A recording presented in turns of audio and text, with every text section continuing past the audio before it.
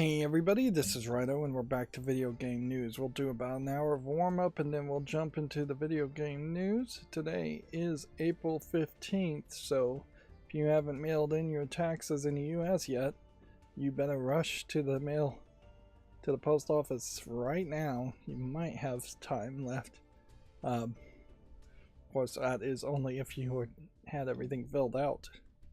Although I guess maybe you could file for an extension on April 15th pretty quickly if you haven't done any of the other taxes stuff. But yeah,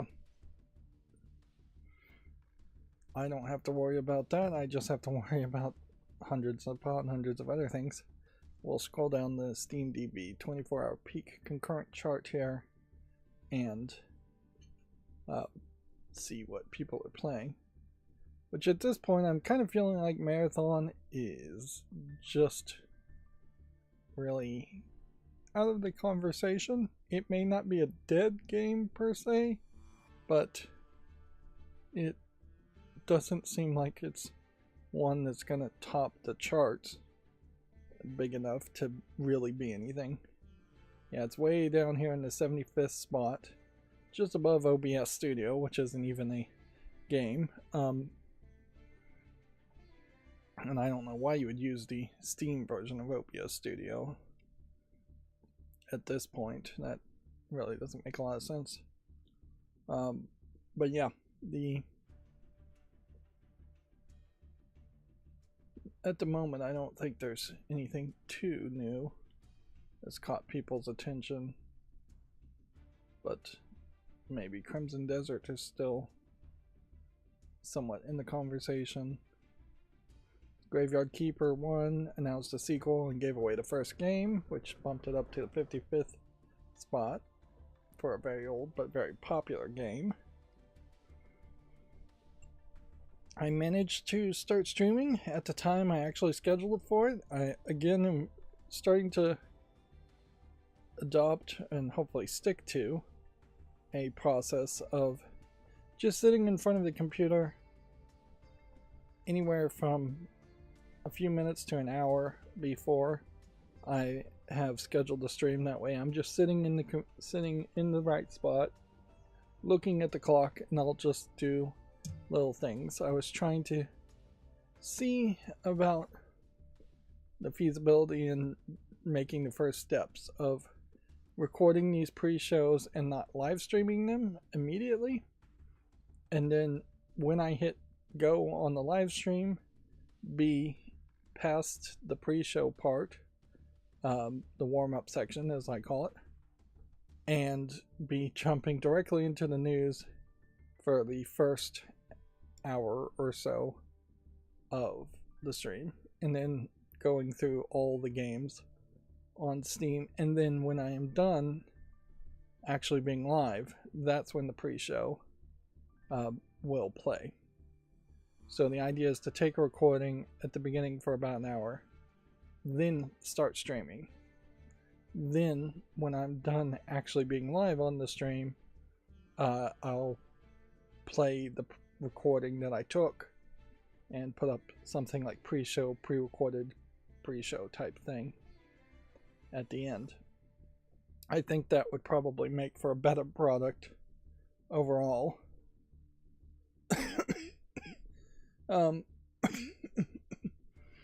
also made some inroads. I decided to actually sit down and do some programming. Inherently, I think that's because I'm really running out of other things to do as far as cleaning and decluttering. Not that I don't have stuff to do, it's just I'm less interested and not very happy about having to do those things.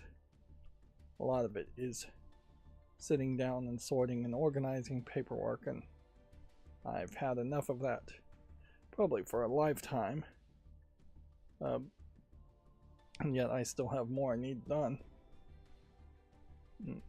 And unlike other jobs, you can't just pay somebody really to do something like that right. I can't pay most handyman contractors to do things right, even though they pretend like they know what they're doing.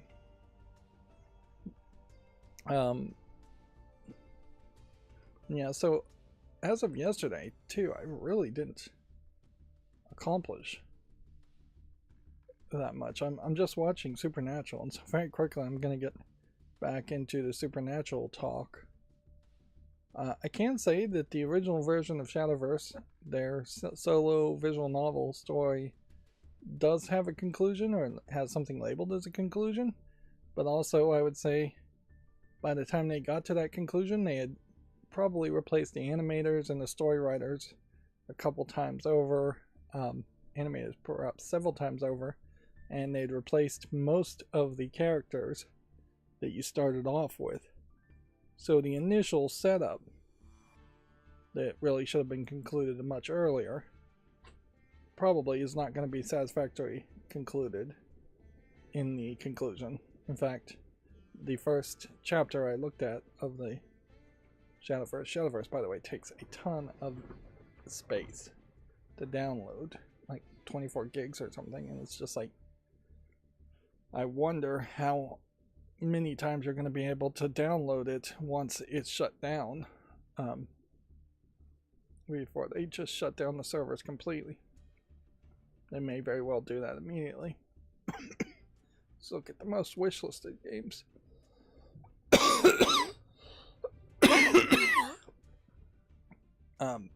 I did make some tweaks though. I sat down and I got rid of the footer on Steam pages. And I have set it up where the sponsored content articles should auto close now from Video Games Chronicles, and things that are not in English as far as Steam pages should now auto close. I also, in what was probably the biggest success, and once I had finished that, I was like, alright, that's a good success to just call it a night. Although that is part of the problem why I'm not accomplishing a lot of stuff too, is I'm calling it a night at a reasonable like 10 p.m. to 1 a.m. But then I really was awake until like 5 a.m. last night too. So it's just like less and less is getting accomplished because more and more time is being attempted to try to go to sleep. I did see a YouTuber review this game, give it high praises. I am happy for that. I was very trepidatious about Mouse PI for Hire. The biggest complaint that I skimmed from it was that at the moment, once you beat the game, you can't go back and replay any of the levels to get any of the collectibles. So make several hard saves before you take on the final boss. But otherwise, seems like everything is really, really good for Mouse PI for Hire. Which that in itself is a new precedent in that we have something that was somewhat inspired by Steamboat Willie, but let's be honest, at the end of production here, they don't really have a character that looks too much like Steamboat Willie, but instead you have a bunch of mouses that are similar as if they were in the same universe, but none of them really look like Mickey Mouse, which maybe argues some copyright laws were what copyright lawyers were told them to change the appearance fairly significantly. But yeah, my biggest success is Steam pages now should be using medium-sized resolution screenshots. It is kind of crazy, even if you have a 1080p resolution, you aren't going to get a 1080p screenshot on a Steam page because the screenshot only takes up a fraction of the width. So the only time you would actually need the image to be 1080p is if you were going to go completely full screen, just no top banner bar, no start menu, nothing to see the image. And yet that is the default of all screenshots on every Steam page. And with that, that makes a massive amount of extra memory being used. Let me open the task manager. This is crazy to do while streaming. But yeah, even with that setup right now, I can say 67% of my RAM is being used right now by Firefox and everything else. Mostly Firefox is taking up about 30 gigabytes of, I think, 64 gigabytes. Well, regardless, they're taking up a lot of the RAM. So there is a question certainly about garbage collection in Firefox, as far as these images are still loading as 1080p images, but then they're getting changed to the smaller images. So I may actually have made it worse by loading twice as many images. So that might be a problem, and frankly, that's something I'll have to keep an eye out for. Garbage collection and programming is when you would have an asset, in this case, from a web page, it would be a picture, not being on screen, and or any kind of variable not being used anymore, and then garbage collection would delete that and free up RAM.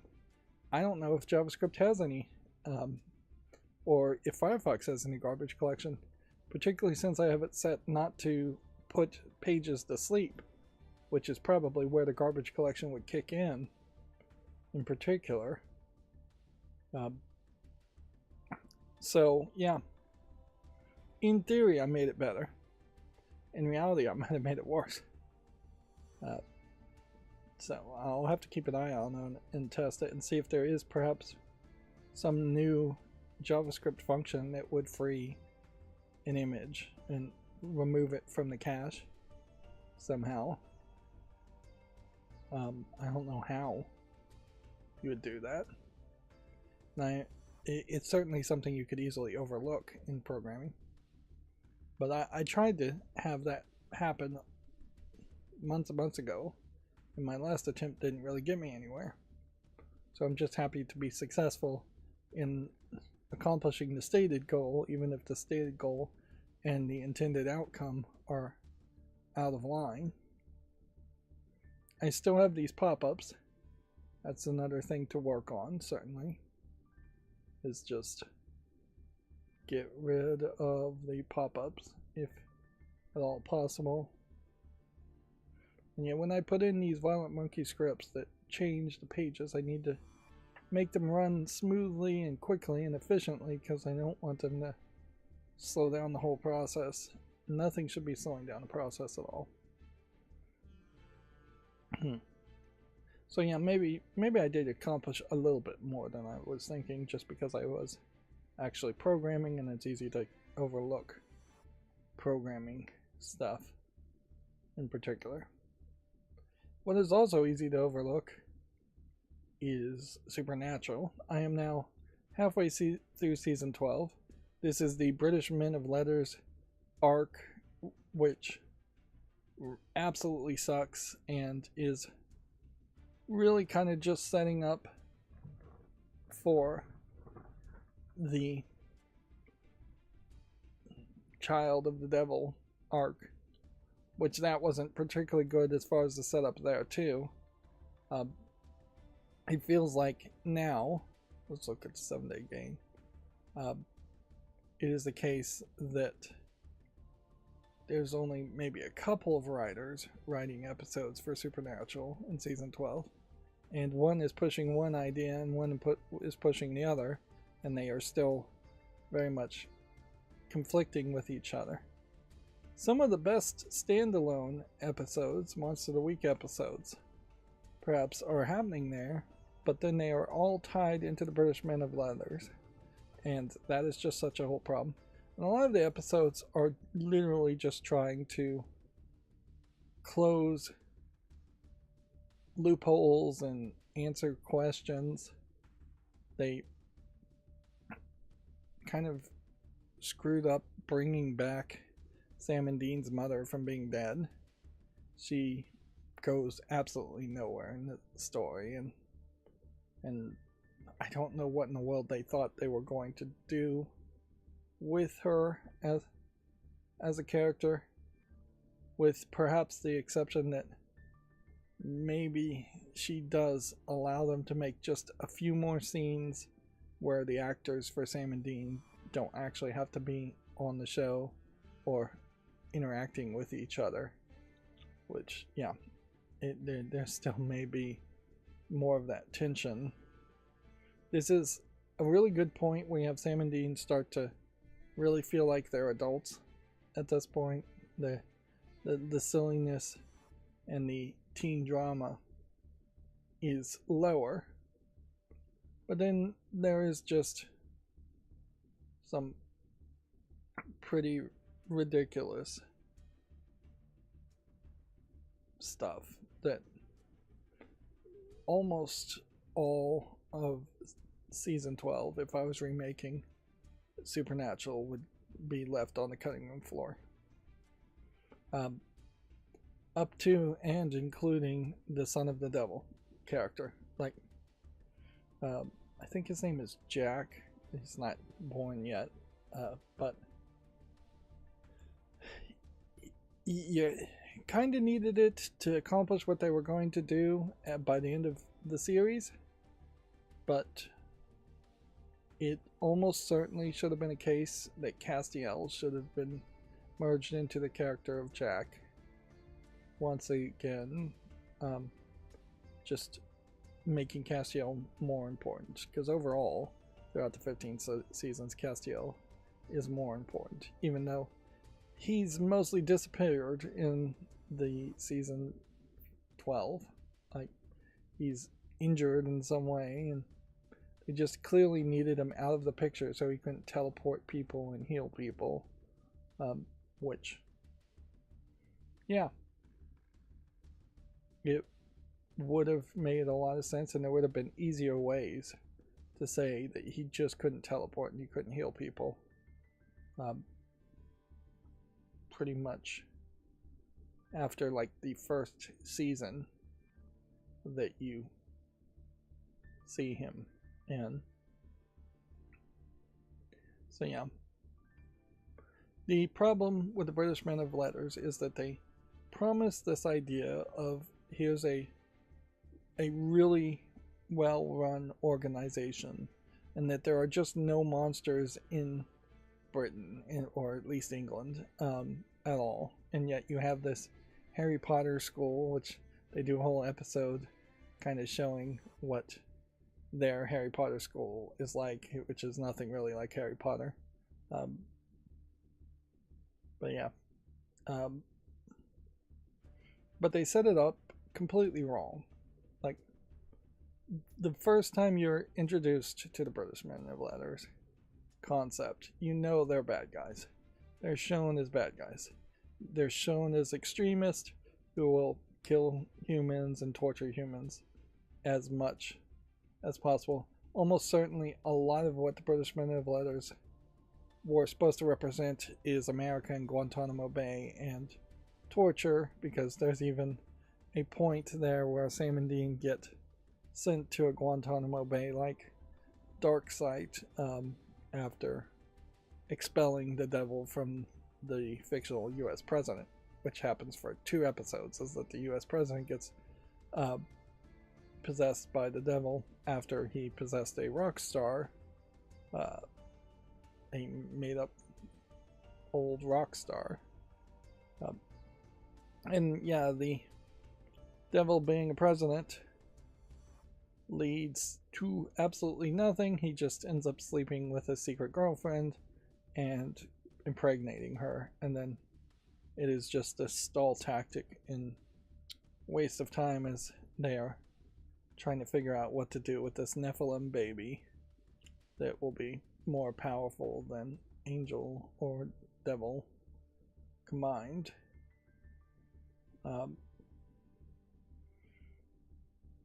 And then for the most part, the rest of that time, they show the devil just being captured by Crowley, and it's just Crowley and the devil fighting for power, which could be fun, certainly. And I think I've already implied that if you were going to remake the entire 15 seasons into 5 seasons, this would be the point where you would have the devil being in charge and just being more chaotic evil, and Crowley losing power and showing that he's just kind of this joke bureaucrat, throne warmer. Yep. Oh, I miss the days of old Japanese games based off of animes. None of them were ever really that good, and most of them never came to the West. But yeah, definitely wouldn't see it in the same form factor, and most of the time it's a mobile game nowadays. So yeah, there's a lot of returning to the greatest hits and undercutting Abaddon as a Knight of Hell by saying that Azazel, the Yellow Eyes Demon, was actually a Prince of Hell, and so they've just power creeped into yet another class of demons that are supposed to be more powerful. I don't think they're really going to do too much of that anyways. Yeah, and that would definitely be on the cutting room floor if I was going to take the 15 seasons and bring them down to being 5 seasons. The idea of Princes of Hell, and then Knights of Hell, and then regular demons, all would have to either be touched upon in single episodes in the first couple of seasons, or not touched upon at all. Which, yeah. The general idea I think I was going with was that the first season of a 5-season remake would be monsters, second season would be demons, and then third season is perhaps Crowley himself, but probably Crowley is in the second season as the big bad for that season. So yeah, first season would be like monsters with an alpha, maybe. Second season would be Crowley with demons. Third season would be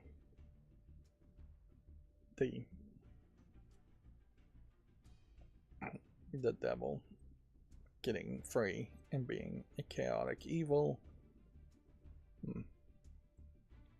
And that still leaves this buffer of a 4th season before you get to the 5th season. Yeah, you have to get rid of a lot of main bad guys like the Leviathans, like Lilith and Amara. And just combine all of those into singular characters or fewer characters and make them more monster of the week things. There is still a ton in season 12 and season 11, a ton of attempts at having a next generation of characters.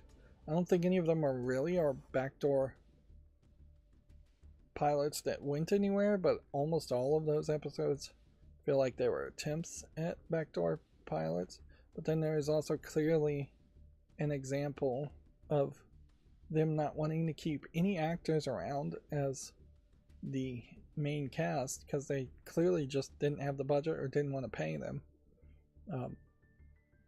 And so, weirdly, in season 12, you do have Mr. Ketch and the Mother as main cast characters. They're in pretty much every episode. And then they still don't do anything with them. But yeah, the overall biggest problem with season 12 is the British Men of Letters as a concept. And them just being sanctimonious and saying that Sam and Dean are screw-up hunters and that they're making deals and working with Crowley. And yet, from the beginning, you know the British Men of Letters are evil and that they are human killers in particular.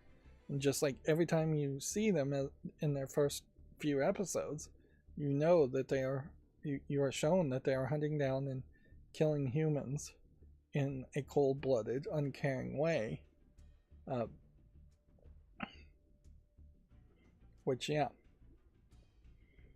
that really doesn't work because there's been so many seasons previous to this, and they're still using the demon blade, what willy-nilly. So that, I mean, Sam and Dean have been killing human bodies possessed by demons for 12 seasons, and so there really is no higher ground, upper ground, no argument to say either side has really gone out of their way to save extra human lives. So almost certainly, if you had to have the British Men of Letters, or at least that concept, you would want them to be incredibly pure and pacifist almost in their actions, which at that point it's not the British Men of Letters, it's probably some kind of secret organization out of the Vatican in particular,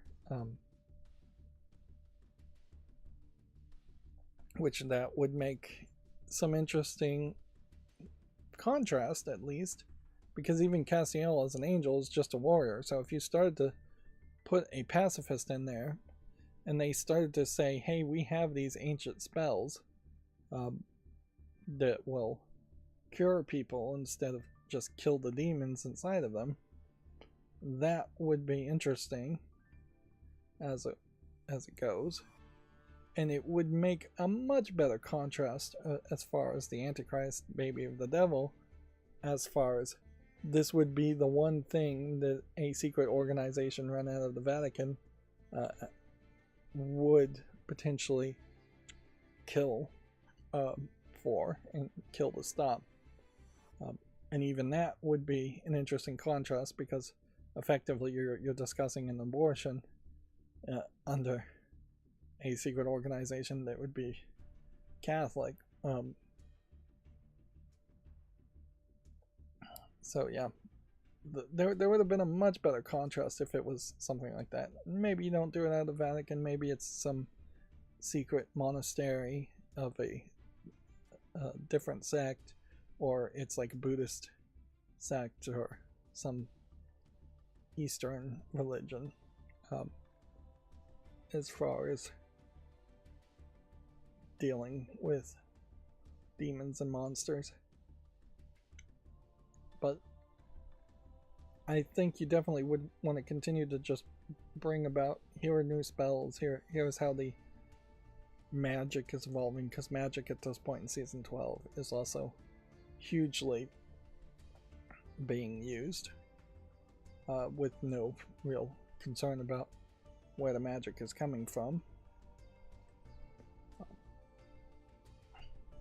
So that concept of all witches being evil and witchcraft inherently being power you get from the demon has been forgotten. There's been several things that they have conveniently forgotten or retconned into the story just to fit the tale they're telling. And on a week-to-week basis for a 15-season series, almost certainly you would get away with that, because nobody's going to marathon. They had no idea that people were going to marathon the series, or people could marathon a series and see episodes back to back like that and compare and contrast. Also, you could certainly make an argument in most cases that what was said once was just wrong information and bad information. But instead of ancient spells, or different types of spells and different types of magic to defeat monsters, the British Men of Letters bring in a bunch of technology with magic. In particular, they hand over this extremely convenient bomb, magic bomb, to expel the devil from the body of the US president. I don't know where they were going to go with that. That, again, felt very reactionary, because unless you were going to have the devil take over the US president and be a super effective leader, or somehow, there wouldn't be any real shock there at all. And it really was just a rehash of, oh, the FBI is after Sam and Dean once again.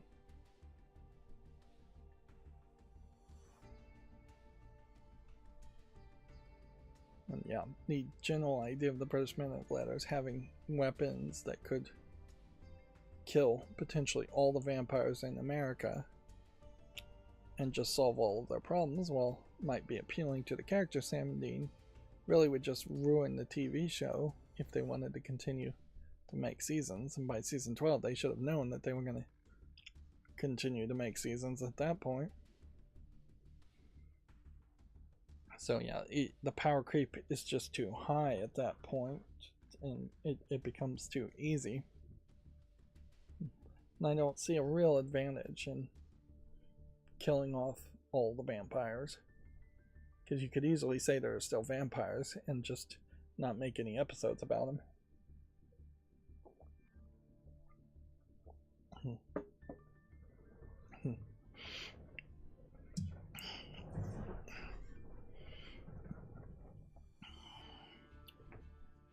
But yeah, I guess that's pretty much all I have to say, even about Supernatural, though, because I'm getting fairly bored with it. I'm ready to move on to either watching Invincible or The Boys. I'll probably watch The Boys and then watch Invincible later. But I don't want to mix the two either. I spent some time last night also playing some website game where it shows you frames of movies. The website really only had so many movies, and they're of a certain class. When you typed in a solution or guess, there was a pop-up to select from movies, and so if there wasn't a pop-up that matched what you were typing in, you almost certainly were not going to win. You aren't going to win, so it severely limits it down. And there's plenty of movies I haven't seen, and even more that I wouldn't recognize by a single frame of hand-picked frames. And if you get like 8 guesses and 8 frames. I think the website is called Framed. So yeah, I was playing with that. Again, I'm putting some thought into, if I ever set up like a movie club, how to try and curate viewers of that movie club. And honestly, I don't think playing a game like Framed helps that much. It might be a fun enough party game, but yeah, I'm thinking there is probably something closer to some pre-required viewing. In general, I'm thinking like the movie Saw, where if you say you have to watch on your own the movie Saw all the way through and give me a general review of it, and then if I was going to say give me a general review, I probably need to have them watch something fairly awful too. Saw 1 is a pretty decent horror movie, but the reason why I would say give me your opinions on it there, because that would eliminate a lot of people that wouldn't be helpful or welcome in my movie group, in my mind. Like people that absolutely refuse to watch horror movies, first of all, that eliminates all of them. People that have problems with blood and guts and cussing, that eliminates all of them, hopefully. There really isn't any sex in Saw, not that I recall, and frankly, there's a danger that people would watch Saw on like a streaming service or on TV, even if there was something like that. And yeah, anybody who's watching censored versions and going out of their way to watch censored versions is not going to be helpful in a movie club, because the thing here is we're going to be watching rated R or unrated movies. Probably never any NC-17. There's so few that actually get rated NC-17. But yeah, I think Saw encompasses a lot of the things that would push people to be problems in a movie group. On top of just general rules of no politics, no religion discussions, no controversial topics. But I don't think Saw alone as a movie is quite enough. But it would cover a lot of the horror elements and be easily accessible to people. But there probably should be some other swings as far as how they feel about things.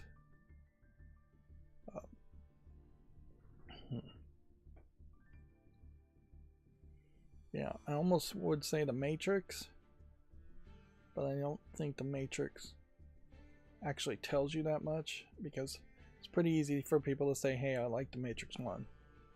It's going to be extremely rare if people say they hate The Matrix 1 because it's a ripoff of Ghost in the Shell, and it's going to be it would really have to be the entire quadrilogy of The Matrix where you'd start to get a real taste for people's opinions and tastes. And it's not really the case that I'm trying to get people that are exactly like me or have the same opinions of me. Not in the least. It's just trying to eliminate people who are going to give you I'm a deeply religious, devout Christian or other religion speech, where they are going to get huffy and start clutching at pearls if there's a cuss word, or if we watched something like Hellraiser. Hellraiser probably not a group movie to watch anyways, but yeah, I could see it happening. But yeah, if they are subscribed to PureFlix and watching just movies like that, that's not going to be the kind of audience I'm looking for. I'm also still playing Pokemon TCG Pocket and making bits of progress there, getting closer to having every single card once again, which tells me we're probably close to a new expansion. And I don't think, yeah, I'm still waiting for the rollover from Memento Mori in particular, so I'm not making as much progress as I'd like there. But yeah, I think there should be 2 other movies. And personally, there are types of movies that entire genres that I'm not super interested in, and a lot of genres of really old movies that I don't think anybody is interested in. So throwing in the gauntlet, something like Ben-Hur or Casablanca, is kind of pointless, particularly since I haven't watched either of those movies myself. American Graffiti, perhaps slightly newer, but still kind of pointless.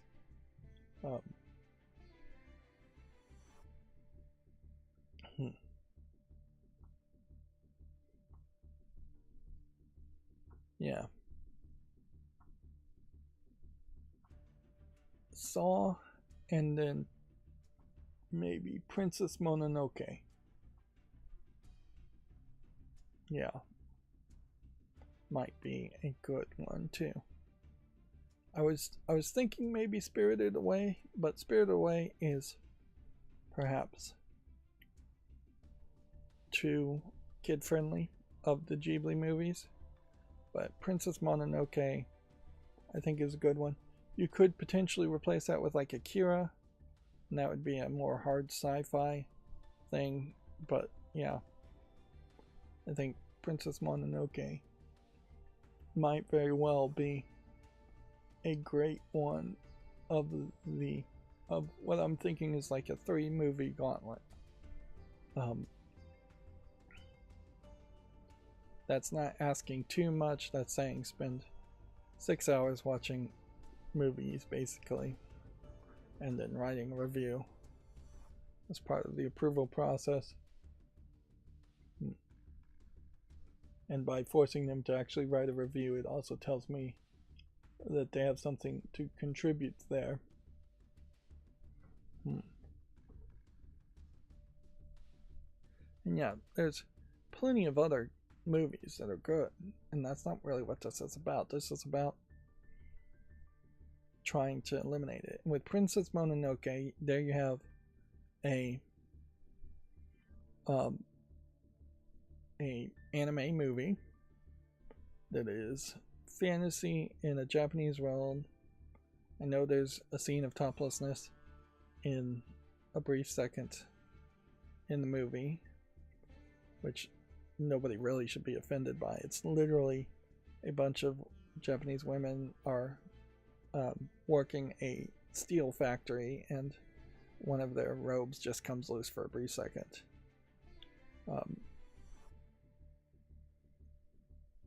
And that's it.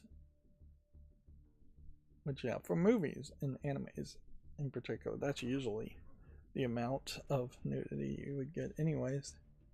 Is just a quick flash here and there, maybe 2 or 3 in the whole movie. At most, usually only 1, if any. But yeah, Mononoke would eliminate anybody who refuses to watch anime. Anybody who just doesn't even know what anime is and refuses to watch cartoons. It would be a more fantasy story. Definitely would be a lot less commitment than saying watching all of the Hobbit trilogy or the Lord of the Rings trilogy. But yeah, that would be too much fantasy as a eliminator.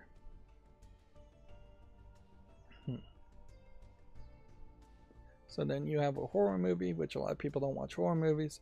You have animated things, which a lot of people don't watch that. And then I feel like there's a third one in particular, which I'm kind of thinking The Life of Brian might be a good third one in particular, because The Life of Brian in particular, not the best of the comedy movies by that troupe. What I can't remember the name of the troupe. This is ridiculous. The Monty Python. Yeah. To forget Monty Python is sacrilegious, frankly. But yeah. The Life of Brian, less than Monty Python and the Search for the Holy Grail movie. It is basically an anti-Christian movie in a comedic form, and it hits that pretty hard. So that would definitely eliminate the deeply religious of Christianity. I couldn't possibly pick a movie to eliminate any other religions, but Christianity is most common in the United States. And it's not to say I don't want Christians in there. I just don't want pearl clutchers. I don't want people who inherently are going to throw a fit if they have a problem with a movie, regardless of what the problem is. And so I want to do my best to eliminate that. And that is in part why I'm thinking that, and over the weekend with anime particularly being on Sundays, makes a lot of sense, because that also eliminates people who would take watching a movie as work and potentially refuse to watch movies on Sunday, or would be doing other activities on Sundays.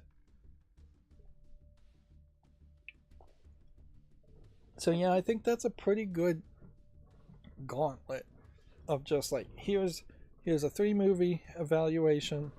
I want you to seek out the uncensored versions of these and to tell me in 2 or 3 sentences or more how you feel, or how your opinion of these movies.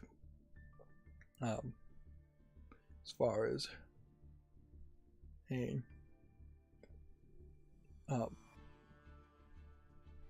application process or introduction.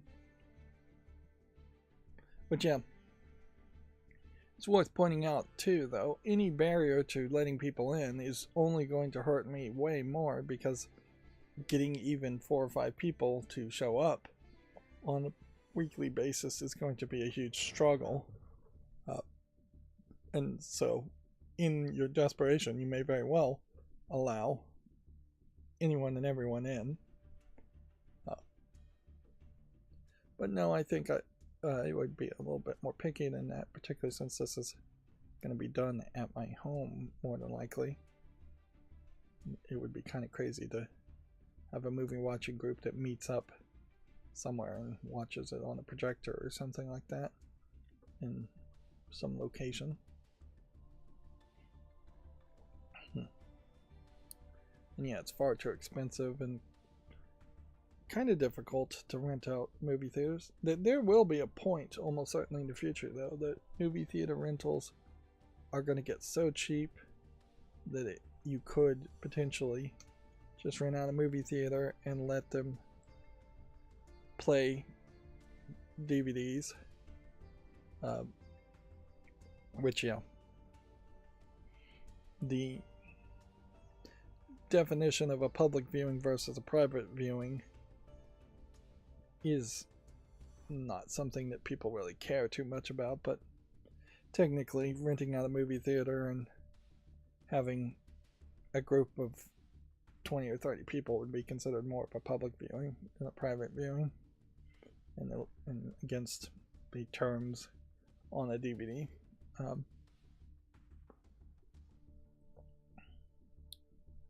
So yeah, I still haven't gotten back to Resident Evil 2. I did launch Shadowverse.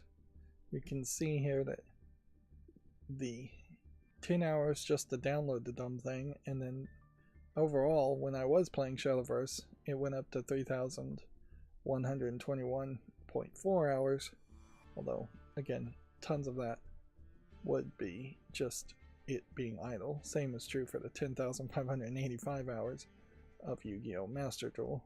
Like, almost certainly 5,000 or more of those hours has just been idle.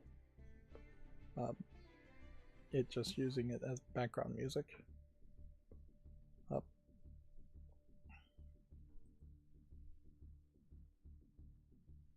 yeah, and certainly I can make a longer barrier.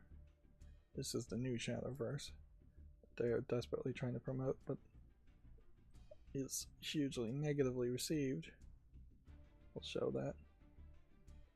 Yeah, I could just make a huge gauntlet of 8 to 10 movies. And perhaps instead of Life of Brian, I should throw something like The Birdcage in, or The Producers. Something that would be pretty pro-gay, male-on-male gay in particular. That way we could try and weed out homophobes who are going to rant and rave about that too. Again, it's not really a case that I care what's in their heart, but I don't want people disrupting the viewing experience for others. Which I think that's a fair enough desire. And that's inherently what goes wrong with movie theaters too, is that you have, usually for more ridiculous reasons, one group of people or one person disrupting the experience for everyone else who's paid good money to watch a movie. So yeah, maybe not Life of Brian, maybe something like Brokeback Mountain, although actually I've never even watched that either. Yeah, so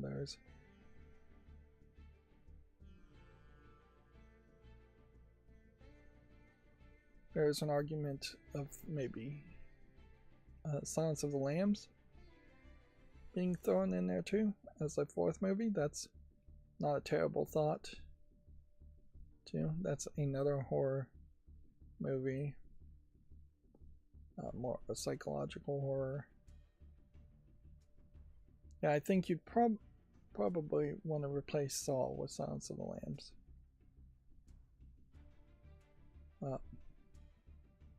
Because everything you get from Saw, you could probably get from Silence of the Lambs too.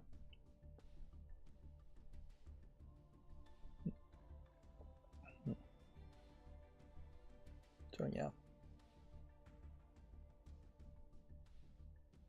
And while there isn't inherently male on male gayness in Silence of the Lambs, there's definitely some weirdness in Silence of the Lambs.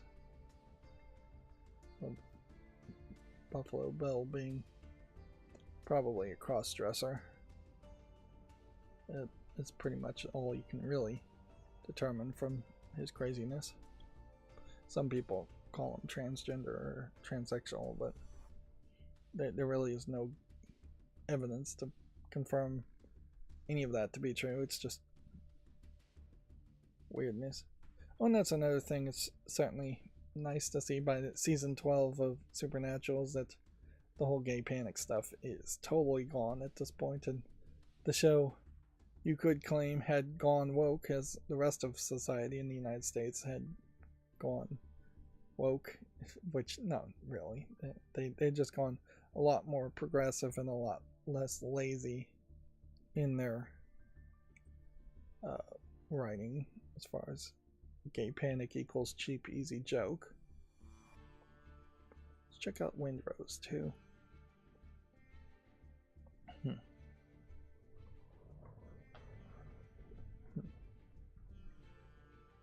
Yeah. Windrose is very positive.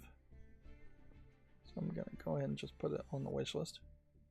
So yeah, while I'm here, I still have a ton of work to do as far as adding the buttons instead of a checkbox and all of that.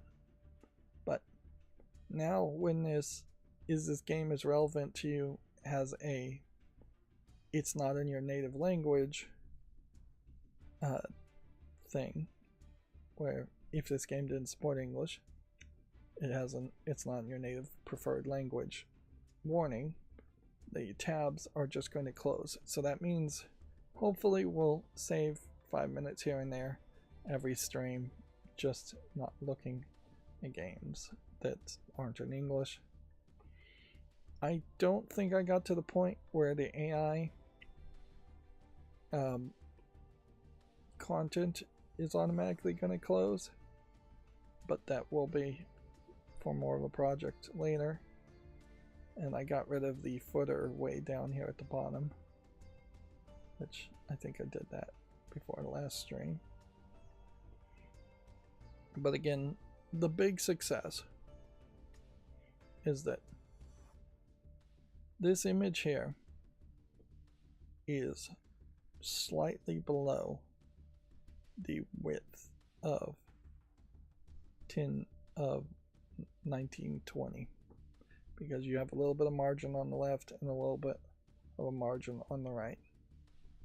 And it is, if we scrolled all the way to the top here, severely smaller than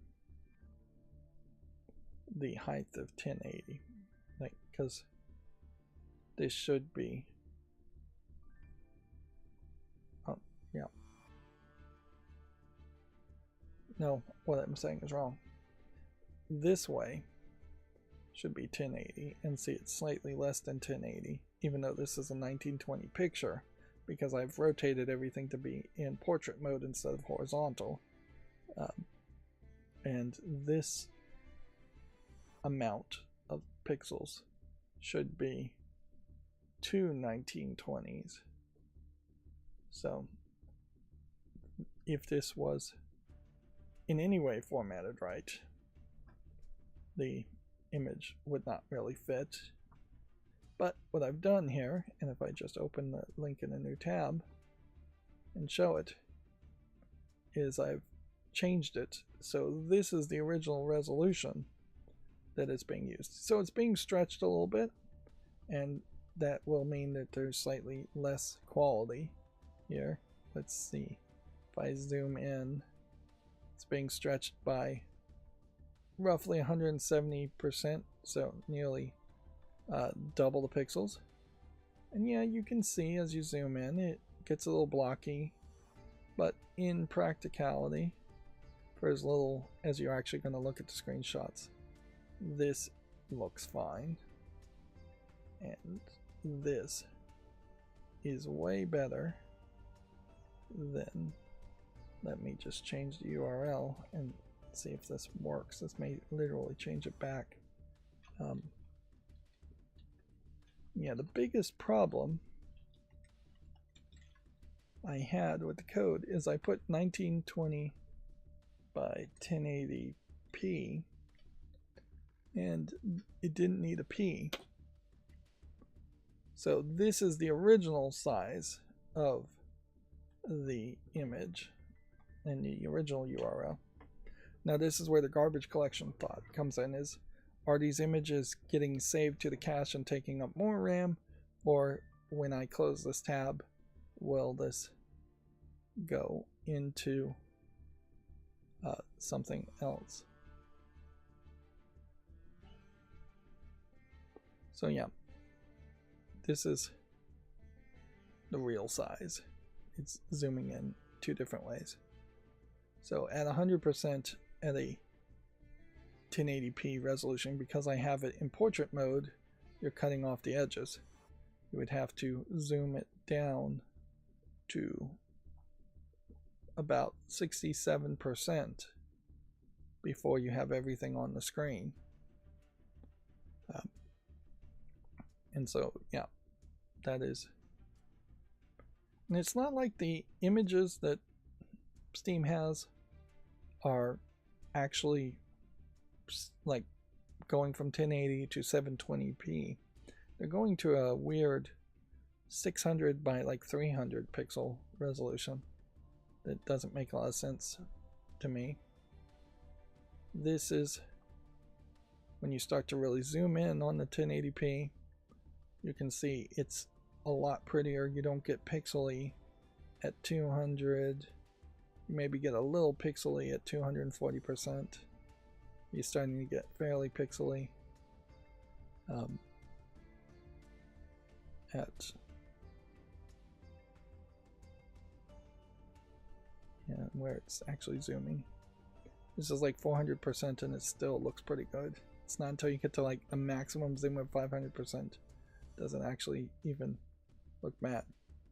So yeah, undoubtedly it is the case that 1080p images look better, but when you have every single one of these loading up as a 1080p image, it is using a lot of RAM, a lot of hard drive space for caching, a lot of internet bandwidth to download. So yeah, potentially reducing it. It does feel like it gives a bit of a softening effect, like the images are just having a softening filter applied to it. That's kind of basically what's going on here, because these are getting stretched a little bit higher. But yeah, I'm gonna live with that setup and see how that goes. I'm still trying to get this carousel code to change so it would move through the carousel a lot faster.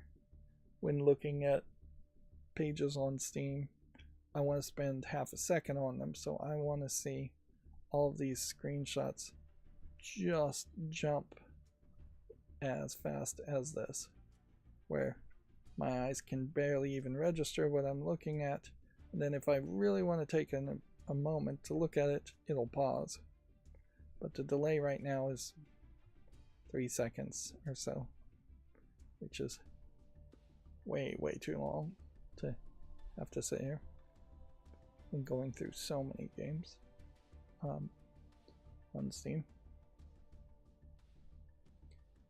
Mouse PI for hire. I still, I guess, want to wait until it actually comes out and regular people review it. The person I saw that reviewed it obviously had early access to it, so there might be some conflicts of interest there. Yeah. My concern is that these were going to be small arena levels. It doesn't seem like they really are. You do have a decent amount of collectibles and side quests if you talk to people. And you can take levels in different orders. This is the level select screen. There was a complaint about the final boss fight taking way too long, but that's minor. And the inability to go back and redo levels and get all the collectibles. There was a weird amount of like coins you collected in the game too that the reviewer didn't see a reason for them to exist. You could spend them to buy things you missed, collectibles and things, but otherwise the only thing you could spend them on is bullets, and you just don't ever need to buy bullets. Although, in fairness, the reviewer is also a boomer shooter expert. They specialize in that, so they might be very good at boomer shooters, and the coins to buy more bullets and things may be very much just a way of adding an easy mode to the game for people who aren't used to boomer shooters. This is a game where I'd like to jump in and play it on day one, but yeah, I don't have time for that, unfortunately. Here we can see Shadowverse in the last 30 days, Worlds Beyond, is still mostly negative at 34%, with 181 user reviews. It's got a 24-hour peak of 7,974 people, which is still enough people. The Shadowverse cards themselves are not any different from the previous Shadowverse.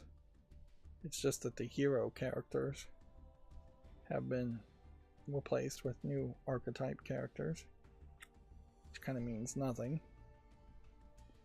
Yep, here is a negative reason why you wouldn't be interested in the game, and that it's mostly negative.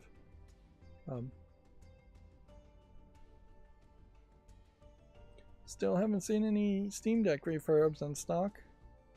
Not really expecting to see any refurbs in stock either. Yeah. We are still just waiting for the Steam Machine to come out, if it does come out, I imagine. The free 100% off for Graveyard Keeper is gone, so now it's up to $4, but people who did get it are playing it like crazy on the Steam Deck. Eugenics is still being played quite a bit on the Steam Deck, which is an interesting split because it's not being played as much on the regular PC. I saw a Scrabble Balatro type game that a YouTube content creator was covering, and they were just doing an absolute terrible job. Yeah. I still have a huge problem with YouTube in that it recommends me the same videos over and over again, and on occasions, rarely, they'll recommend a new channel, and in almost all occasions when they recommend a new channel to me, I watch it and am not super excited about it. I'm not satisfied with the product. I am probably somewhat picky, but we all have to really admit there is a lot of just terrible content on YouTube, which many will argue a lot of that terrible content on YouTube may be my content.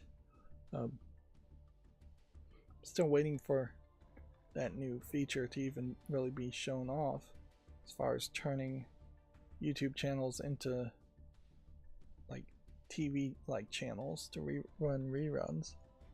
I would really like to see that feature come out very quickly and see what I can do with it. Of course, I should also just schedule some videos to actually release too. I have really dropped the ball Plague Inc. Evolved is on sale. Maybe that's why people are playing it more. Super Battle Golf. I don't know why Balloons Tower Defense 6 is so popular. I mean, it's been popular for years upon years. I guess maybe it's just the best Balloons game out there.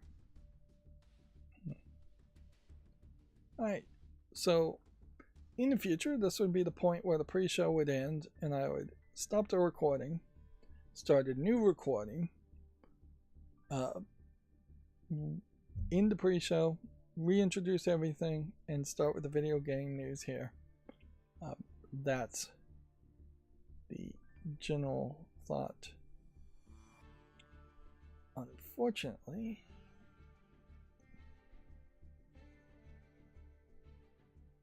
let's see, the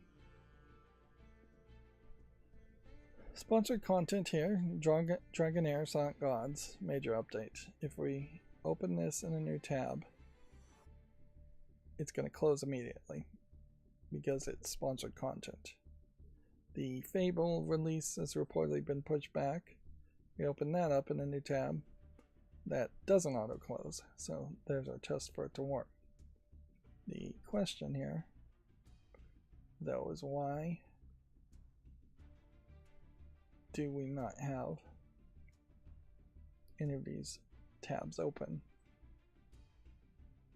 Let's just use another extension to open up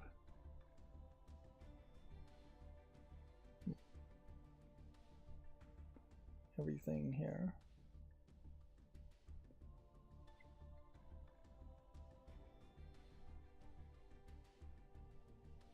Okay, we'll open up all these tabs and give it a second, and then we'll jump into the Video Games Chronicle news.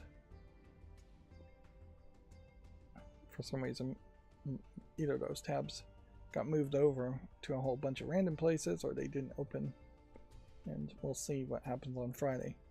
If somehow my new code caused a problem there, I don't know how it would have, but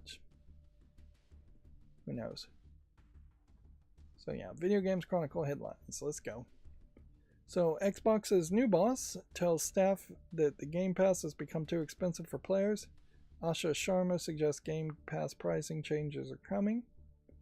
Inherently, I think if the price goes down, you're also going to see the quality of the product go down.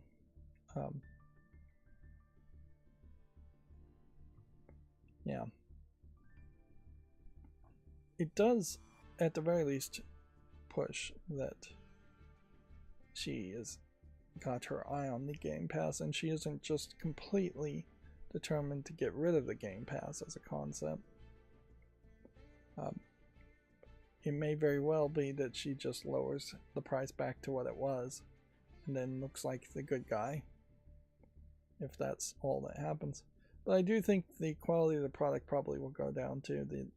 You'll see one less game each month, or you'll just start to see Microsoft games in particular being shown each month way more often, and very rarely will there be Game Pass deals for new games or on day one release type experiences, or less Game Pass deals for even old games.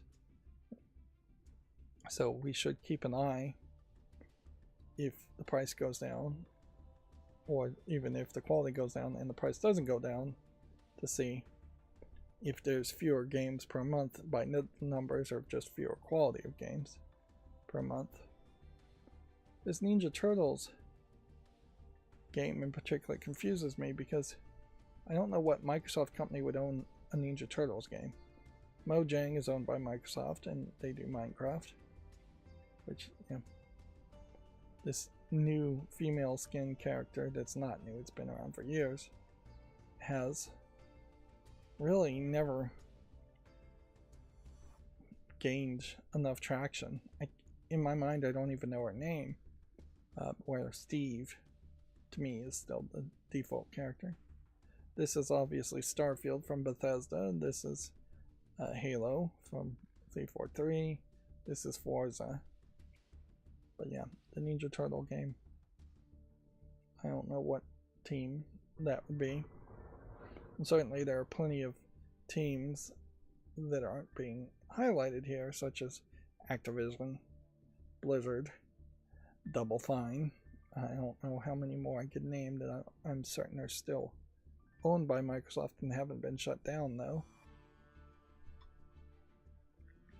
Bloodborne is officially returning as an R-rated animated movie. The content creator Sean Jacksepticeye McClellan, I hope I pronounced that right, is producing the Bloodborne movie. That I saw Jacksepticeye had a video suggested to me. I'm not inherently subscribed to him, although I did subscribe now. I think he also made that. No, I think it's a different YouTube creator that made the other video game horror movie that came out just a few weeks ago, where he was stuck in this like submarine type device. So it definitely feels like some of the most successful YouTubers are now jumping ship even more to be given video game movie production things. And this may very well just be stunts producing, as it were. And that, or it may just really show that a producer never really needed to be much that skilled. Which, in fairness, you could be an executive producer and have no skill at all. And you probably could be a producer and have no skill at all. It's really the director that is going to be making most of the day-to-day, second-to-second decisions.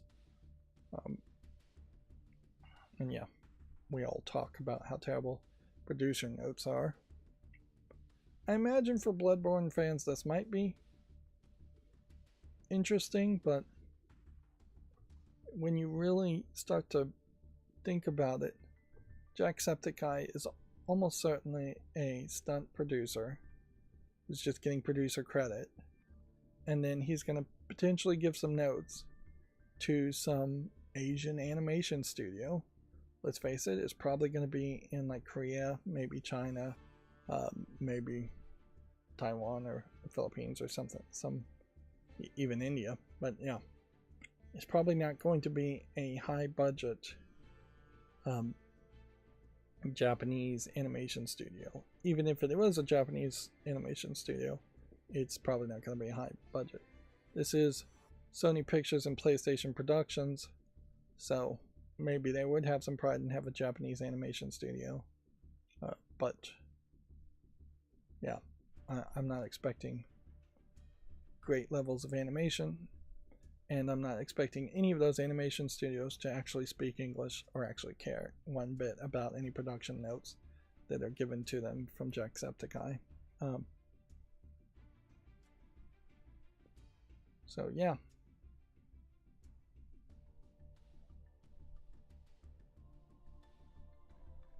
It is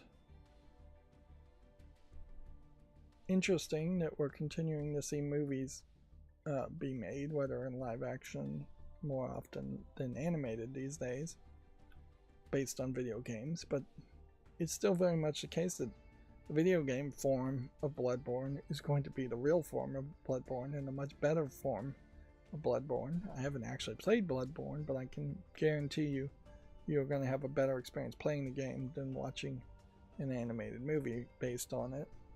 Maybe this is a hint that they have some plans of making a sequel to Bloodborne in 4 to 8 years, because it really would take a really long time to make a sequel, but this movie will probably be out in 2 or 3 years, so maybe they secretly were making a sequel, and in 2 to 3 years we will have the movie come out, and that will be the reminder to get people hyped on buying the sequel game. Which, yeah, if Sony had a Bloodborne 2 that they expected to come out in 2 to 3 years, at least that would be some form of improvement over the lineup, which is basically empty around Sony and PlayStation. I can definitely feel the knee-jerk reaction to just say I don't want video games to be made movies. In general, I just don't think it's helping the gaming community, because it's just pushing more and more gamers to call themselves gamers and not actually play games. So gamers in name only. Ginos. Is that what we're going to start calling them? Genos. But yeah. If movies are going to succeed, almost certainly more of this kind of crazy medium low budget projects need to get approved, and maybe the gimmick here is that medium and low budget projects can get approved if it's tied to a video game and nobody in Hollywood cares about it, which that might very well be the whole situation here, is that nobody in Hollywood cared about Bloodborne, and that's why they have Jacksepticeye being the stunt producer. Ironically, as far as YouTube, Susan Wojcicki wanted to bring Hollywood actors to YouTube and rub elbows with Hollywood actors, and instead of that happening and getting people like The Rock to all of a sudden become YouTubers, a lot more we have seen the big, super lucky, super successful YouTubers leave YouTube or do a lot less on YouTube to instead go to Hollywood, which I can say personally, even if I was hugely successful, I don't think I would go to Hollywood. And if I was going to be a producer, it would be a silent partner executive producer, possibly just funding and a project, because yeah, I don't see how I would offer too much insight there in the production process. I could certainly give insight in the review and the critique process and the edit process, but yeah, when I tend to skew projects to be the way I want them to be, they tend not to be popular and they tend not to sell. And that's a great example of where capitalism corrupts, is that the conflict between a movie being art and a movie being a product that has to sell always falls in the middle of art and makes most art have to compromise itself to be a sellable product.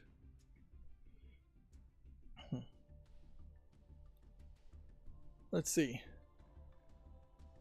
Nintendo sends Animal Crossing players a nostalgic surprise on the series' 25th anniversary. New Horizon has another surprise update. I don't know if the leaf specifically is supposed to be something nostalgic or what.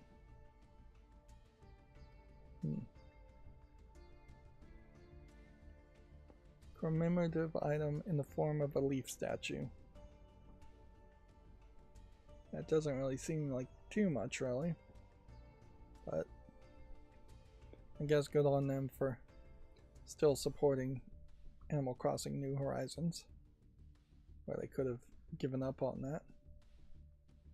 Let's see. Blizzard's Overwatch, previously known as Overwatch 2, is now available as 60 frames per second Switch 2 version. The Switch 2 version has launched alongside the Reign of Talon Season 2. I watched a YouTuber talk about Overwatch 2 or Overwatch, and they definitely were very much a specialist who had played a lot of it, so it was interesting certainly to get their perspective from somebody who actually plays the game. I have to fully admit that my understanding of the whole Overwatch 1, Overwatch 2 drama really falls more from the pervert's perspective, for lack of a better way of describing it. And it really is just the character designs around Mercy, and then the terrible character designs around the Overwatch 2 characters. Which I will say, let's just assume this guy is Talon here. This still is a pretty terrible character design. Of course, that doesn't really matter to the players too much, but yeah, just like full face covered mask, most of the chest area covered in an extra coat, big baggy pants that then go into what look like super thin ankle shoes. If this is supposed to be some kind of robot ninja, that would be my guess as to the idea. There's just a lot of randomness. The color palette on the red sword is completely unmatched with the white and green visuals that we see here with this character. And if his name is Talon, you would think he would have some kind of more bird-like features other than just like these ears. But yeah. How long is this trailer? Yeah, we'll just watch this whole trailer. So that character looks like she's new. She doesn't look terrible. So it might be that the newest character designs are going to start to feel more human, more relatable, more attractive to look at in general. But you still have a lot of people covered up and a lot of just muscly characters. And all of those characters that I've seen so far are totally new characters to me, so I don't think any of the old characters are coming back. And that's the thing I would think, that if you're going to rename your game Overwatch and start all over again, the thing you would need to do is replace it, return and bring back all the old characters. It just doesn't seem like that's what they're doing enough of. It now also feels like they're going more with a free-to-play skin concept, and yeah, turning the characters into elves or turning them all into Sakura Japanese outfits is a little extreme. It feels like you're getting a little too Fortnite. That is really ridiculous as far as just sci-fi armor. Again, just like way too much armor. Yeah. Players in any game like this are going to very much be being focused on the actual game and not actually looking at the characters' designs. So yeah, I liked a couple of those characters in there. The jetpack cat is clearly just trying to be, oh, it's internet and cats. That's another ridiculous design. Yeah, I can't say I liked any of the other designs though. And maybe that doesn't matter for people who are seasoned and who are getting back to Overwatch and are just all about the gameplay. But once again, from the outside looking in, there's not any characters that are visually appealing enough to make me want to go and play this over, say, Marvel Rivals, where at least there would be a hope that some of the Marvel Rival characters I'd recognize and already have some fandom for.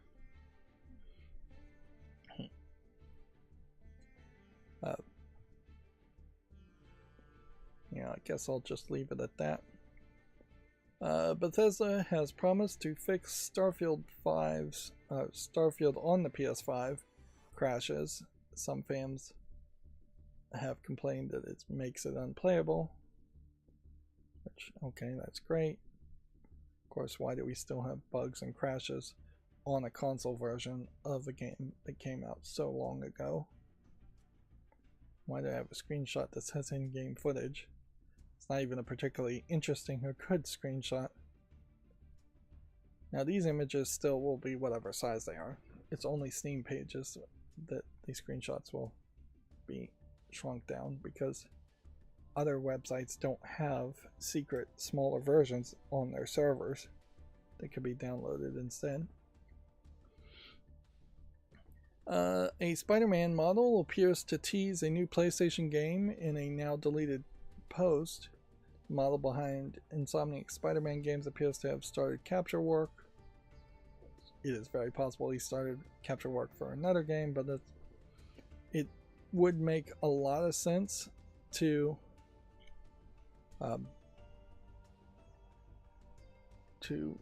make another Spider-Man game. In fact, there probably should have been a Spider-Man 3 6 months ago, maybe even a year ago. One thing, if we can zoom in here, is see the evolution of where mocap and facial capture technology has really gone.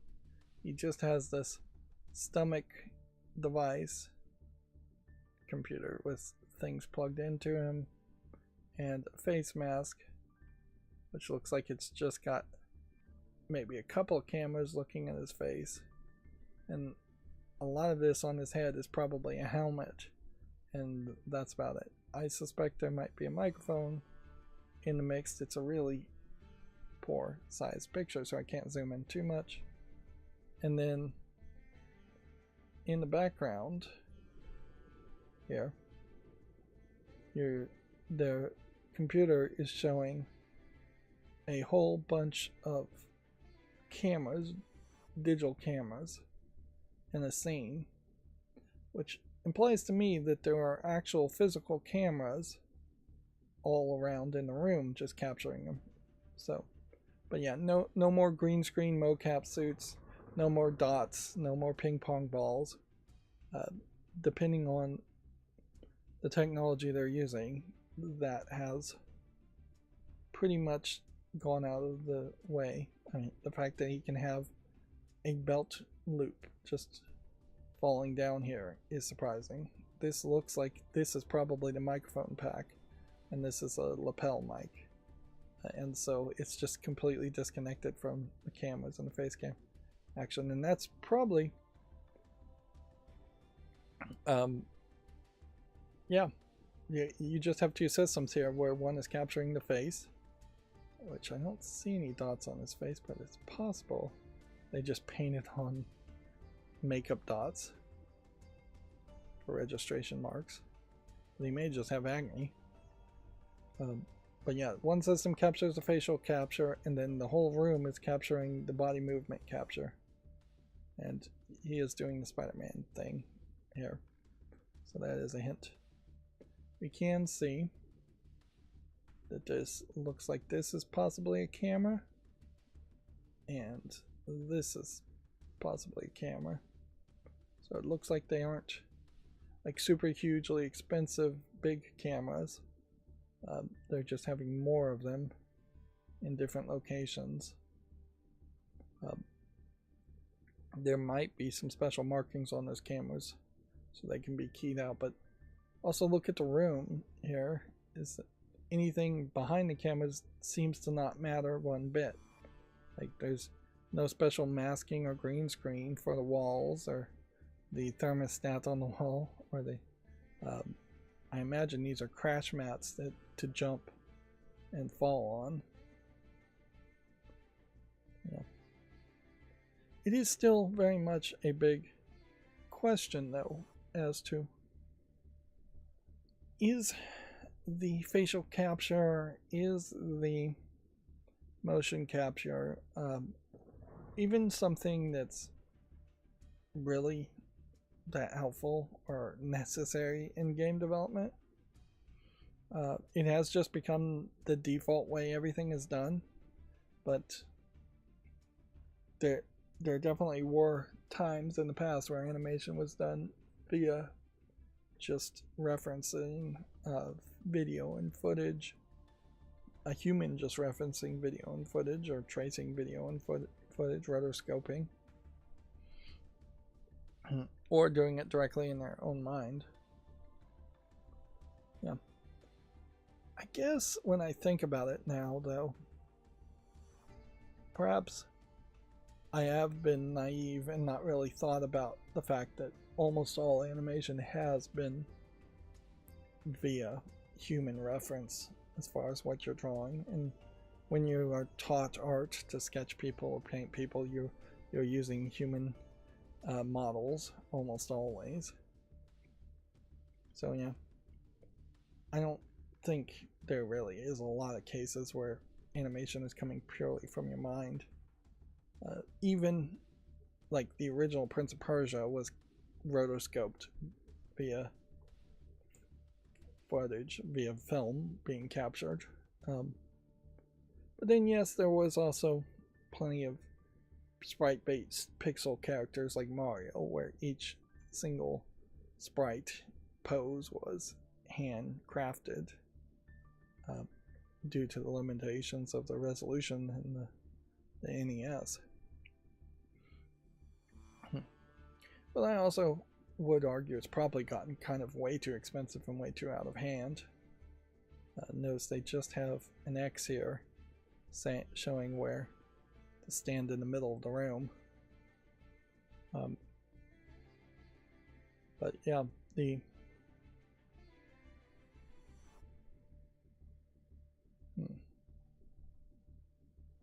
seems oddly wet or dirty, but okay.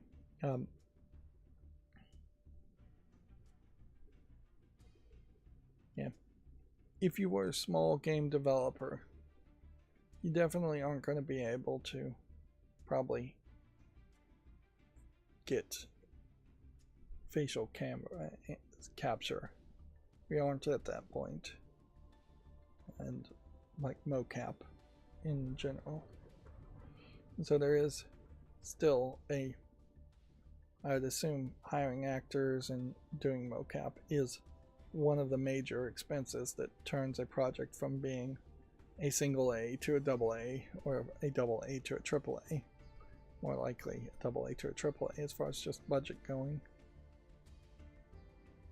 Moving on, PS5 sales have reached a year's highs as consumers race to beat the Sony's price increase.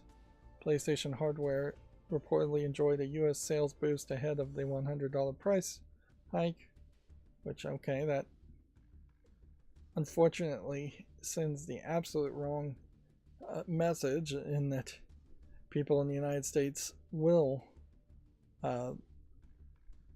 submit to terrorism, or financial terrorism in this case. But yeah, I'm not gonna lie, it crossed my mind certainly about grabbing a PS5 before the price hike happens, but no, I wasn't really inspired to do that because there just isn't a huge lineup of PS5, PS4 games anyways, and I don't think of the PS5 as a particularly great Blu-ray player, although it may be one of the last options as far as Blu-ray players go in the future. But yeah, this really just sends the message to Sony that they should raise the prices more often, and almost certainly in another year or two we're going to see the price hike more. Weirdly, it might also send a message to Steam with the Steam machines and Valve, but I'm not sure what message they'd really take from that. It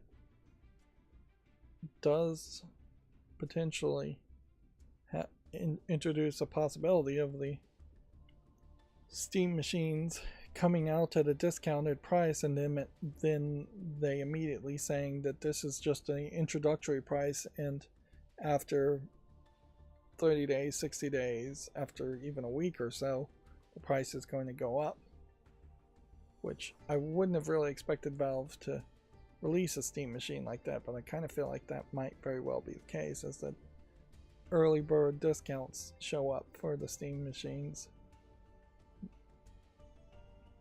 And yeah, there definitely is a thought on getting a Steam machine while you can. Alright, let's move on.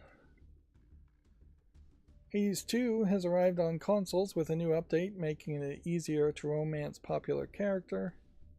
Yeah, I guess that is a popular character. But yeah, I am definitely a fan of romance options in non-romance games.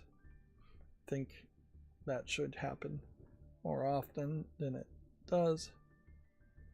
Definitely I have a concern of latest generations of kids becoming asexual in too large of numbers, although inherently, if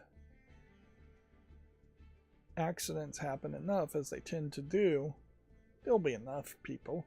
Like, if we went from 7 billion people on the planet Earth, which, let's face it, there's probably 8 billion humans on the planet Earth at this point. If we took it back down to 4 billion and reduced the populace in a fairly safe and strategic way to have, it would just be better for everybody overall, except for perhaps rich people. But hey, screw them, right? Of course, it has to be a pretty safe procedural way in which that happens, because if it is just one generation doesn't have kids, then there's going to just be a ton of old people, and that's kind of the problem with baby boomers too, is that there was a lot more baby boomers than kids to take care of baby boomers, or kids that wanted to take care of baby boomers. So yeah, I'm probably getting into a side ramble that I don't want to get into, so let's move on. Trying to make momentum and keep momentum here, but I'm also stuttering and stammering a little bit more and going and ah a little bit more than I'd want to. Let's see, the Rockstar hackers actually made Take-Two's stock increase after leaking how much GTA Online is making. In-game spending on Rockstar's online megalith continues to be strong 13 years after launch. It is pretty crazy that you would buy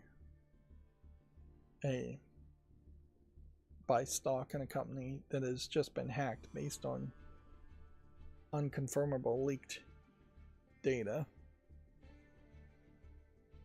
Particularly since this kind of leaked data would be put out in the most positive lights during shareholders meetings anyways.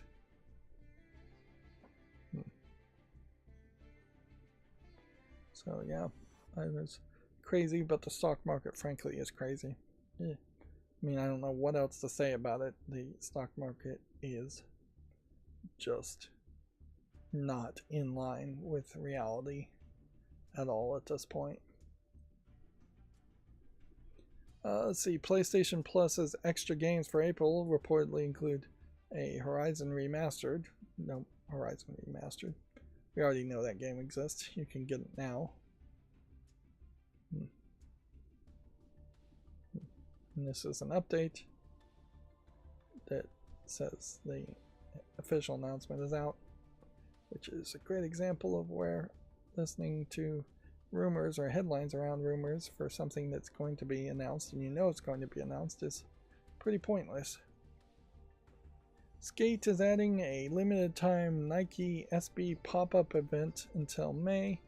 The third season of Skate will kick off in June. I don't think Skate has been particularly well received as a game, and I don't know if Nikes are particularly popular amongst skaters. We'll leave it at that. And then it looks like Starfield really is coming to the Nintendo Switch 2 soon. Bethesda's RPG has been rated for the Switch 2, all but confirming a port. Alright, well, that's going to bring us to the Gematsu articles. Let me take just a moment to shift in my chair a little bit, and then we'll jump into it.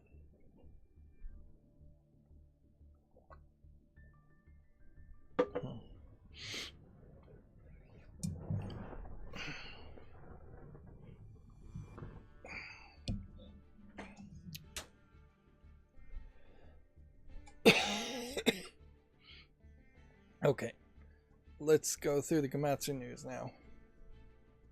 Total Chaos is coming to Switch 2 on April 29th. This looks like some kind of horror game. If it has a Steam version, which it seems like it does, I don't remember it.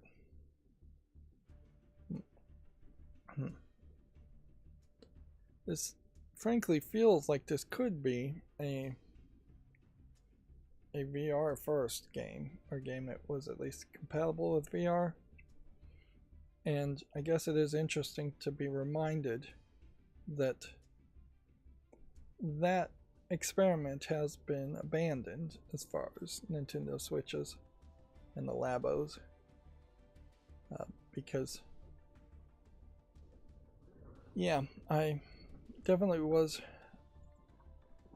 thinking that there was a small possibility that you would just see a lot of VR games getting ported to it. I remember this game with this puzzle, and that probably highlights how much I'm interested in puzzles more than anything, is that the puzzle thing stands out to me more than any of the other screenshots. And it's not VR at all. So I'm wrong about that. Yeah, this came out in November of 2025, and that was that. Console Archives Ishin no Arashi launches April 16th. I would assume that this is more games that never came to the West originally, and that are just really, really old experiences. And this is the English trailer we're looking at, and yet the text is all in Japanese in the game.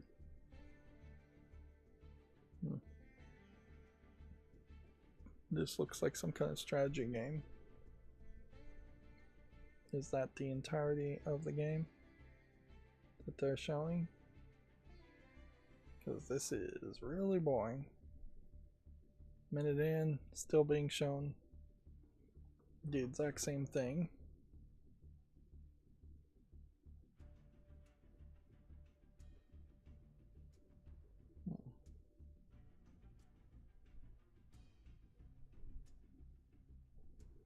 So yeah, heavily text-based as a game. That's going to be pretty impossible to play if it doesn't have an English patch in it. The game Outbound has been delayed to May 14th. Outbound is probably a great example of a game that also didn't need to be announced as early as it was with an actual release date. This is closer to what I would think AA games should be, and with that I think they should be more cautious about being absolutely certain they are done before having an announcement of a release date, particularly since this looks like this is a self-published game. Future GPX Cyber Formula Spiral has been announced. Okay. That is, I assume, a racing game. I guess it was worth pointing out that in the old days there used to be a lot more of this kind of thought, where you'd have more sci-fi future racer games, not things that were just desperately trying to be hyper realistic. There's a weird spot here in the screenshot that I keep thinking it's a dead pixel on my monitor, but no, it goes away. Unfortunately, I do have a dead pixel here on my screen, but you can't see that, obviously, because it is physical dead pixels. Yeah, right in the middle of my vision. Oh, if we want to talk about something crazy breaking, I had a protein milkshake drink at the top of my refrigerator. This was half the height of a refrigerator, so you're talking 3 feet, probably closer to 2.5 feet. This protein drink was. It rolled away and fell forward somehow and landed directly into the plastic of the front of my refrigerator on the inside and wedged itself deeply. So it went from, oh, this thing is going to fall and it's just going to hit on the floor and maybe it would explode, to no, this thing hit the lip of the can so precisely and with somehow enough force to wedge itself into a gash it created into the soft plastic, to the point where the can was floating in a 45-degree angle, just holding itself up with the part that is wedged in. So I don't know what's wrong with physics or what happened there, but I mean, all logic would tell me that should not have happened. But now I have a broken refrigerator, as far as there's a piece of plastic broken on it. Doesn't really matter. I could probably put some Elmer's glue in it if there was any air leak, but it also probably is a great example of the refrigerator plastic also just being soft and cheap, whereas old refrigerators would have been built out of metal for almost all components. And I'm glad it didn't fall and break a glass, anything glass there, but yeah, my refrigerator is broken, which sucks because the last refrigerator I had before the one I have now also broke, but a piece of plastic broke off on it, and yeah, it's very difficult to replace. This part you wouldn't be able to replace at all, I don't think, and it's very annoying. But yeah, that was a million out of one shot. Of course, it has nothing to do with video games, so I'm just kind of rambling here. Crimson Desert has topped 5 million, so yeah, a lot of people are playing it, pretty obviously. It is rated 83% positive. The 24-hour peak is 125 and 125,110 players. The fandom may not be particularly outspoken at this point, but they definitely are playing the game. Yeah. Dragon Quest Smash/Grow launches April 21st. This is a mobile game. It sounded like a mobile game. Let's see if we can watch the English trailer and figure out what it's going to be. It was crazy when Square Enix said they had like 8 Dragon Quests in development. Clearly a couple of them have been mobile things, and it wasn't just a whole bunch of sequels to the mainline Dragon Quest or remakes of the old Dragon Quest games, although there's obviously some of those being developed too. But even that it's crazy that they've actually accomplished to release this many Dragon Quest games, but they are saturating the market very quickly. Dragon Quest, the most popular JRPG in existence, even though Westerners probably don't know that, should have more popularity around the world than in the United States and the West, but really doesn't. And I think making mobile games probably isn't going to help it there too. This character in this trailer is not a character I recognize, and so the only thing that makes this feel like Dragon Quest is the animation style and the fact that it has slimes in it. And that gives me no hint whatsoever as to the actual gameplay, which definitely makes me think that this is a very boring, simplistic mobile RPG. They're tagging it as a roguelite experience. Generally in Dragon Quest 2, you also in Dragon Quest, you tend to have teams, and that trailer really did nothing to show any of the other characters other than this robot helper and the main protagonist. Pragmata 8 trailer is available. Meet 8, a Pragmata just like Diana, which, do I really care about spoilers around Pragmata? I don't think I really do. So I don't want to watch this whole trailer, but I think the general idea with this trailer is we're going to be shown that there is another robot girl like Diana, and that he's going to confirm that she is a robot girl and maybe confirm she's not that special in the whole setup. Yeah, it almost seems like you're going to end up freeing characters, but then this may also just be like the last act of the game. You can see the main guy with his armor over his face is still incredibly boring looking.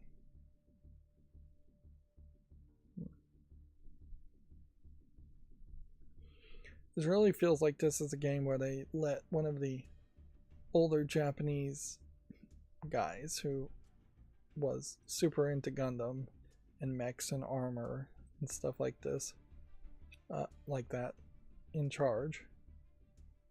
And because of that, I'm gonna have a scenario where there's just way too many robots that modern audience aren't gonna really care about.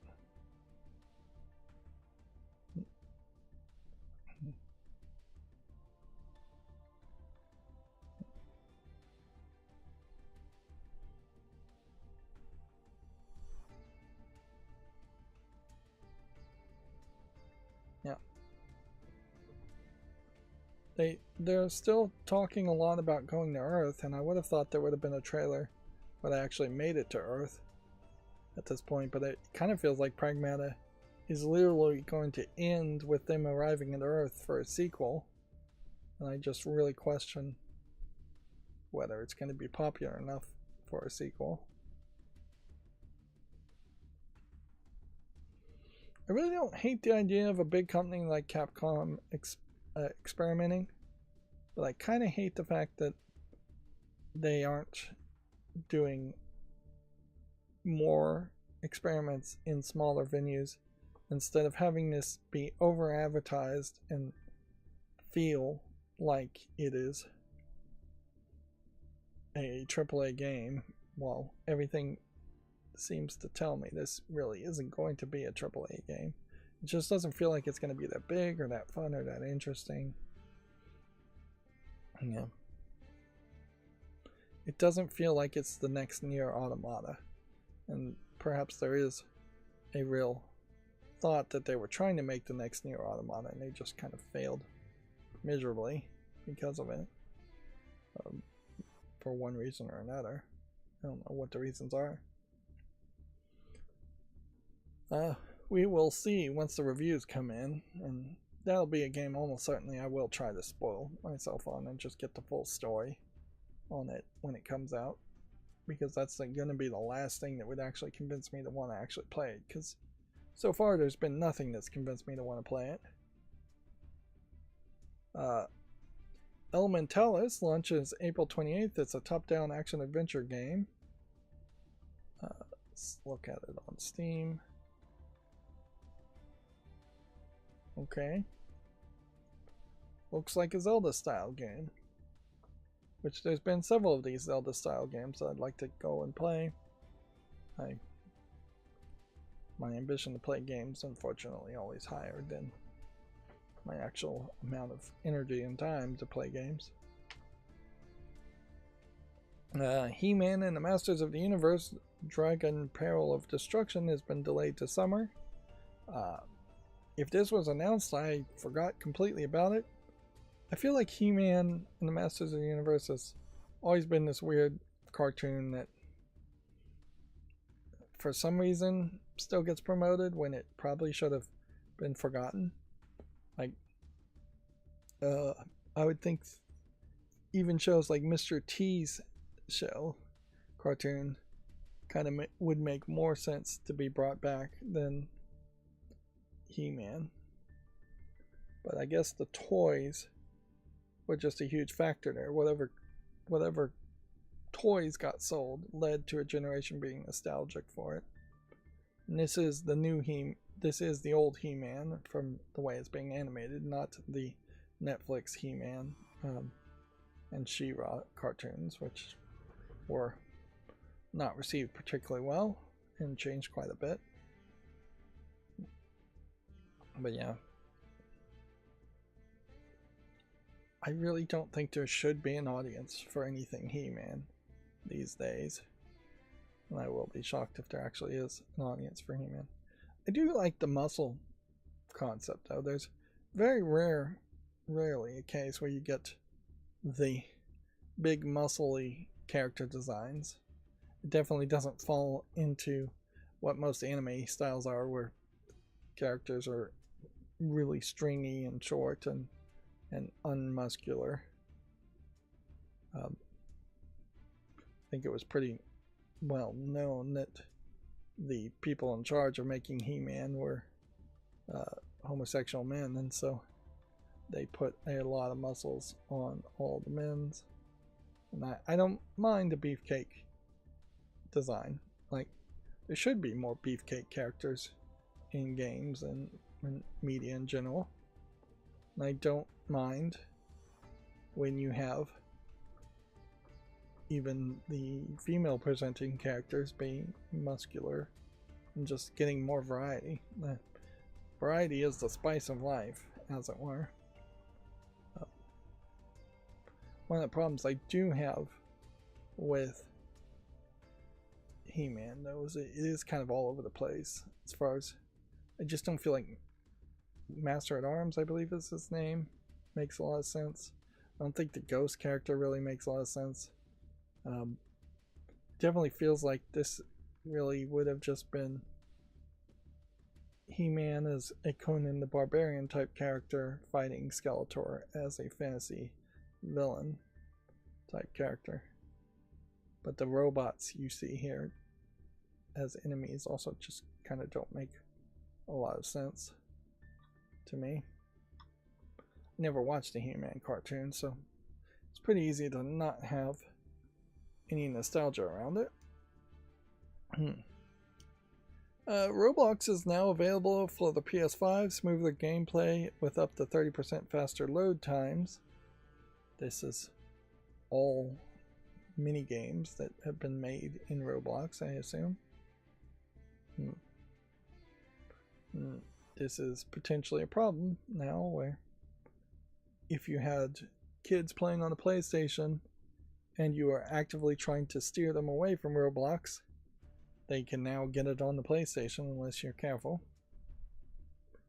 The Gothic Classic Trilogy for the PS4 and 5 and the Xbox One and Series has been dated. Or you can get Gothic Classic now as a Gothic Remake pre-order bonus. interesting, but no way to just get Gothic Classic alone.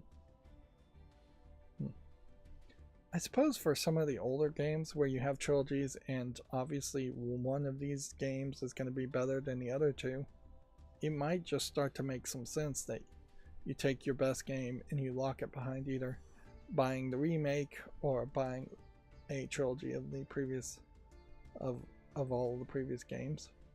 Trine is probably a great example of a series that should do that, where there is one bad Trine, whether it's 3 or 4, I don't remember.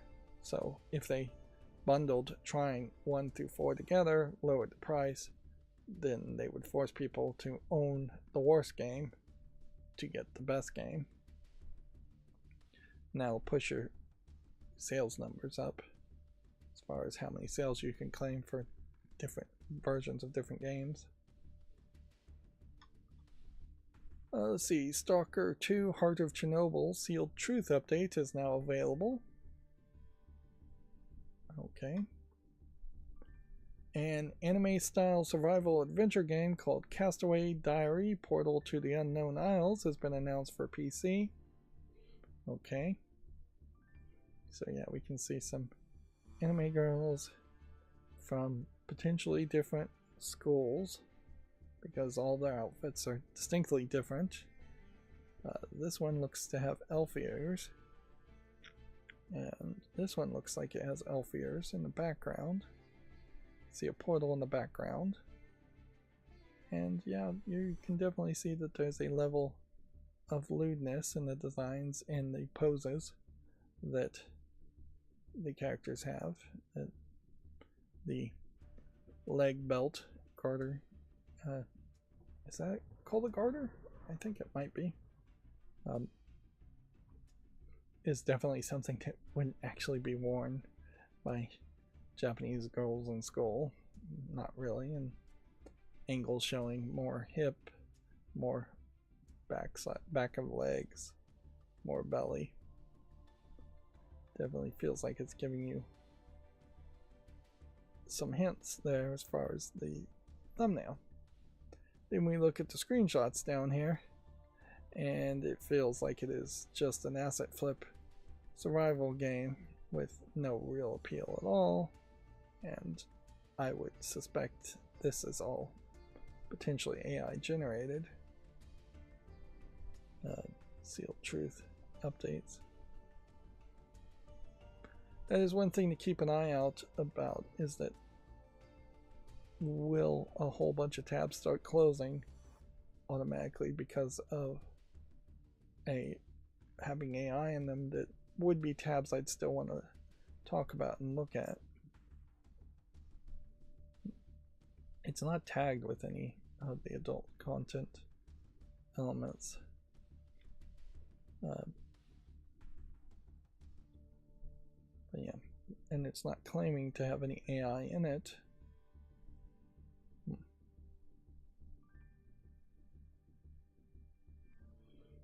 The general premise, I think, is pretty stupid, for lack of a better way to describe it. Like, the idea of anime girls, or schoolgirls in general in an anime style, being stranded on a survival island would, like most survival games, probably imply you would want the characters to struggle at surviving and not have a whole bunch of skill sets and abilities, whereas anime girls are usually magical girls that have or at least a lot of times they're magical girls that have a lot of abilities. And you can see here them taking on all kinds of monsters and fighting in not desperate struggles, but in easy combat outfit abilities.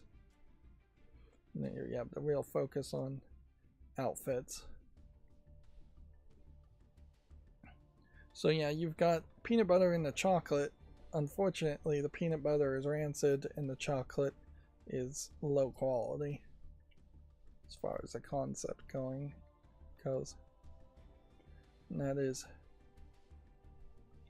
unfortunately been the case with a lot of games where they just throw in asset flipped anime characters, which I would assume is probably what's going on here. Moving on, Necrophosis. Yeah, I think that's how you pronounce it. Full Consciousness launches May 28th. It's a first-person horror game being dated. I'm having a hard time really figuring out what I'm looking at here. You've got like handless limbs here and here. Then you've got a hand coming out from here, which feels like it might be from statues from behind. I assume these are statues. And then you've got a hand attached to this lady statue, and a hand here attached to this lady statue. And she's, I guess, comforting, hugging this guy statue. Yeah, weirdly though, I wouldn't say any of that looks particularly horrific.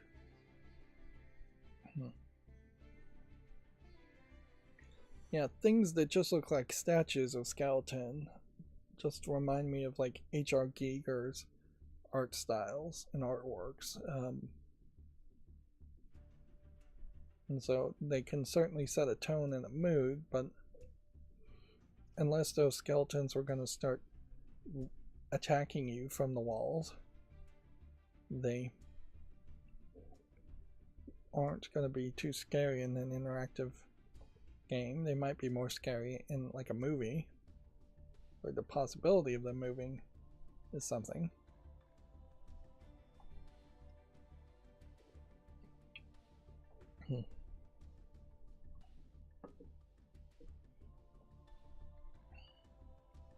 Aliens is probably another great example, since H.R. Giger designed the alien in Alien, not Aliens, the singular first movie.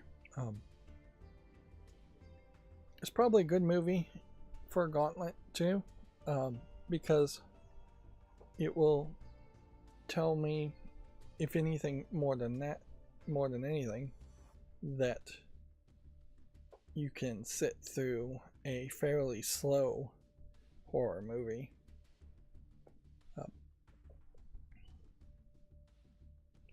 But yeah, I think you get the same thing though from Silence of the Lambs. Yeah. So I wouldn't think you would actually need to add aliens if you're already having people watch Silence of the Lambs, Princess Mononoke, and what was I going with? Life of Brian?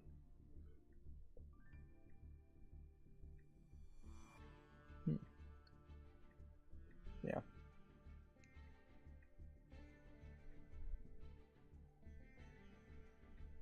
Moving on. Let's see. I'm losing momentum here. The roguelike action RPG Clockfall has been announced for PS5, Xbox Series, and PC. Yeah. I saw another YouTube content creator, and it was a group of friends harassing and joking with another person, telling him to energy up and bring his energy up, and I'm like, oh yeah, that's annoying if anybody ever tells you that, but it's also something that personally I know I need to do, and I think that's probably true for most people, is that they need to be able to bring their energy up, and you have to just be like super high energy as a content creator, or you need to try for that. This looks like this could be something. But yeah, I have no way of actually bringing my energy up, as yeah, there's nothing legal, at least. I imagine a lot of people in the entertainment industry do drugs to bring their energy up, or a ton of coffee, ton of caffeine, ton of smoking cigarettes and tobacco, or marijuana. yeah, all of that's not worth doing.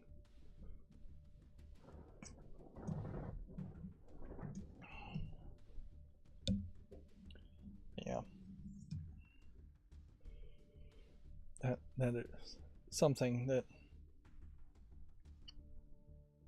certainly haters often throw out too, is that your people are low energy. Yeah, a lot of time people are low energy. Although in fairness, I also advertise my channel as being cool, calm, and complete, or calm, critical, complete is the 3 words I threw out there as a descriptor, and calm inherently is saying, hey, I'm not gonna try and be a super high energy type content creator. So Gamatsu has the Bloodborne animated movie being announced. R-rated future film is going to be very true to the spirit of Bloodborne. It is interesting that they're going for a hard R to start with, but also in 2026, I don't think it really hurts anybody to make R-rated movies. Yeah. Let's see. Shikondo Blue Pieta for PC launches May 18th. Suppose it's also worth pointing out in movies that the Mario movie still is in theaters, so regardless of its reception or quality, which I still really haven't heard real people talk about the movie. I've only seen a few critics review the movie. There is, I think, a decent chance that the Mario movie will just stay in theaters for at least a month, until something more kid-friendly replaces it, which may take a while. Overwatch for Switch 2 launches in April 14th. We can see that Overwatch, which was known as Overwatch 2 in the last 30 days, is at 56% positive, whereas overall it's mostly negative at 29% positive. So they are just fully trying to restart everything and reboot everything, and we'll see if that works. Here's another ridiculous overly armored character.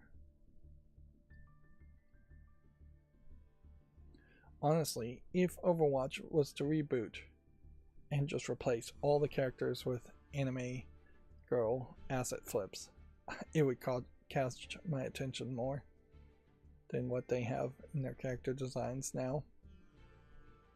And if it played exactly the same, the people that are playing the game, the 92,617 people playing it today, at its peak, probably wouldn't care one way or the other.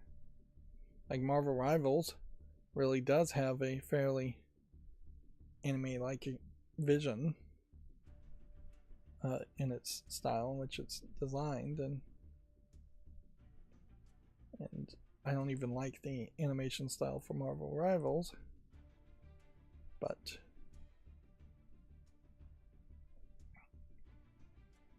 it's more visually attractive than what Overwatch has.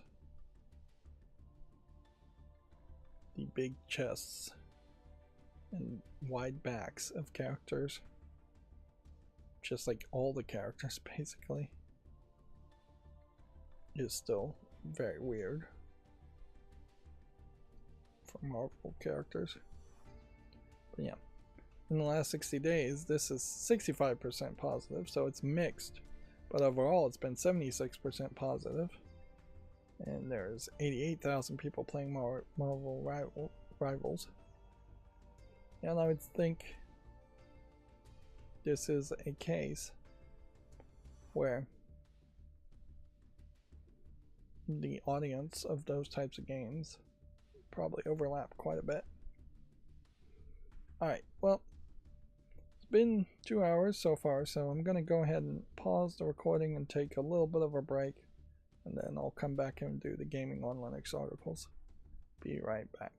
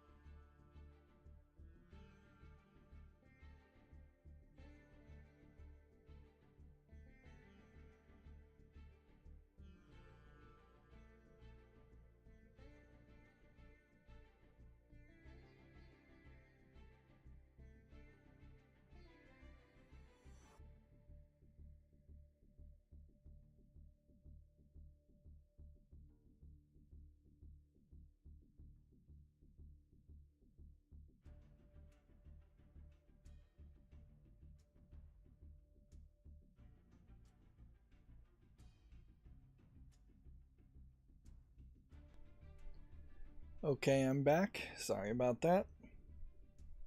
Yep, still a ton of nothing going on day to day. Yeah.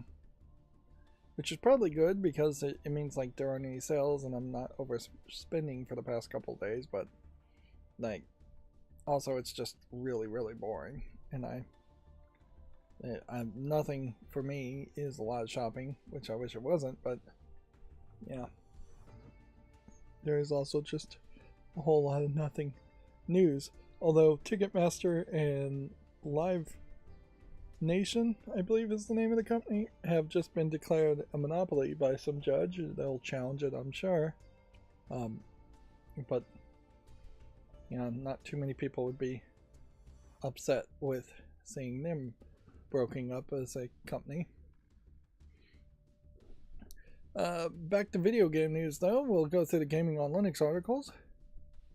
Road to Vostok is an incredibly impressive solo developed hardcore survival shooter. Which, yeah, maybe the phrase solo developed is the new phrase to use. Maybe that makes a little bit more sense to do that. And here's another thing I could work on. And I'm trying to keep an eye out for things to tweak, and certainly the font sizes here would be an easy tweak to fix. Road to Vostok here is 82% positive, so I can put it on the wish list unless it's early access, at which point I'm going to put it back on the follow list. Which, yes, that is another thing. I need to move this early access hint up higher so that I don't have to scroll down to see it. It needs to be in this mess up here in that bar. Let's see, TRX, the open source re-implementation of Tomb Raider, is making progress on Tomb Raider 2. Is this one of those videos that's going to be really long and show a whole bunch of technical stuff? Which, yeah, no, not Tomb Raider 2, it says Tomb Raider 3.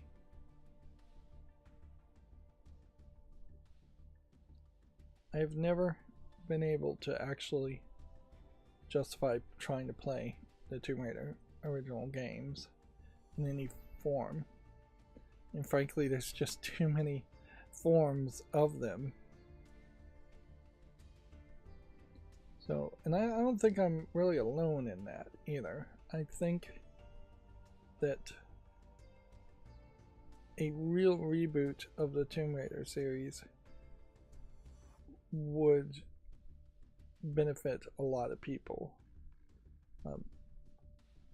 Do have just the generic same story as what is going on in Tomb Raider 1, 2, and 3, and how many other Tomb Raider games were made, while the majority of the level design and all of that is just redone for a modern audience.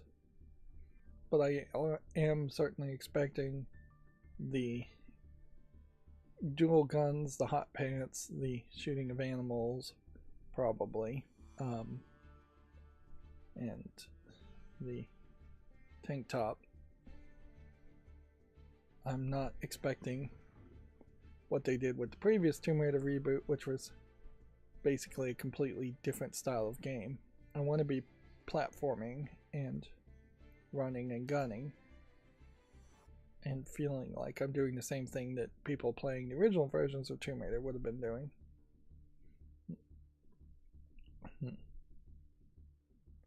I don't want to be picking up a bow and doing a whole bunch of bow hunting and a whole bunch of resource collecting. I'm not sure you did any swimming in that first Tomb Raider reboot game. Inherently, though, I would also say that the reboot of Tomb Raider, that trilogy, and the old Tomb Raider games all kind of struggle in the story department to have a continuing interesting story. Yeah, and this is where it's going to just get really technical for the rest of this. Where they're just going to be showing off tiny little features.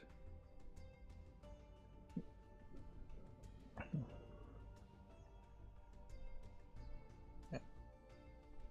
I'd be much more interested in this type of project nowadays if they were remaking it in something like the Godot engine, or something that is a game engine first and not just a specific open source re-implementation of something that would only be able to play Tomb Raider games. Even ScumVM has really gone to show that we are just now more capable of rebuilding engines and building software that can run multiple games, and limiting yourself down to the Scum engine in 2026 would be ridiculous. And ScumVM has long since perfected, or at least almost perfected, playing all the Scum games that actually ran on the Scum engine, and have moved to more and more different engines, more advanced engines, more difficult engines. But I guess these projects will stay around, and as long as people keep working on them, and something is better than nothing. I guess I will leave it at that. Lunati, formerly Mindtest, version 5.15.2 brings the critical security updates. It's a Minecraft clone game. I'll leave it at that. After years in development, V8 of the factory management RTS Mind Industry is now out, version 8. This game is extremely positive, but also not something that I think I really want to play. Yeah. On one hand, I'm thinking Mob Rule. I should put this on the wish list just because so many people find it overwhelmingly positive. On the other hand, I'm thinking I should curate my wish list better and not put it on there. I think I'll just try and pretend like I'm going to make a YouTube short on it. Let's see, Book of Travels from Might and Delight goes offline in July, but you'll still be able to play it alone. A more exploration focused online RPG that didn't hold your hand, apparently, was what the game was.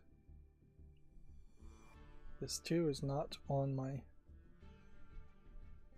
wish list. It came out in 2021. I could see how I would have potentially overlooked it, and you can see that it's like 40% positive right now, and only 17 people played it today, so it's not that relevant anymore. It says it's single player only, so Might and Delight is the developer. I thought that might be a series. I want to just see this in motion. Now the videos won't be resized. I don't think they have smaller versions of the videos.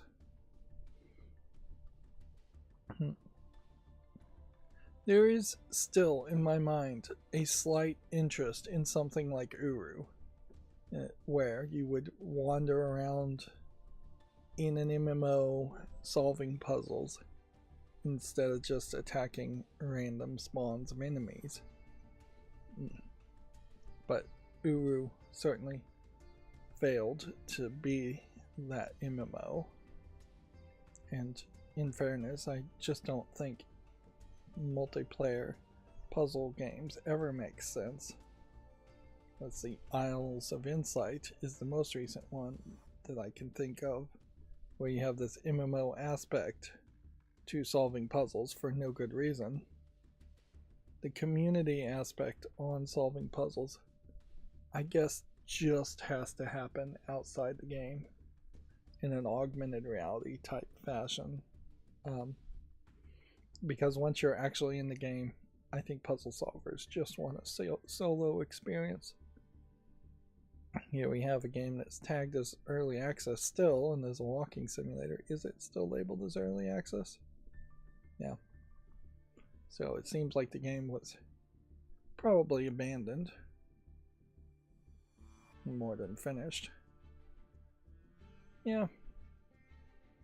I just don't think we're ever going to get a game that's big enough to justify an MMO. The Witness is a huge game, and that's wandering around an island solving puzzles, and that's probably about as big as any puzzle game should get.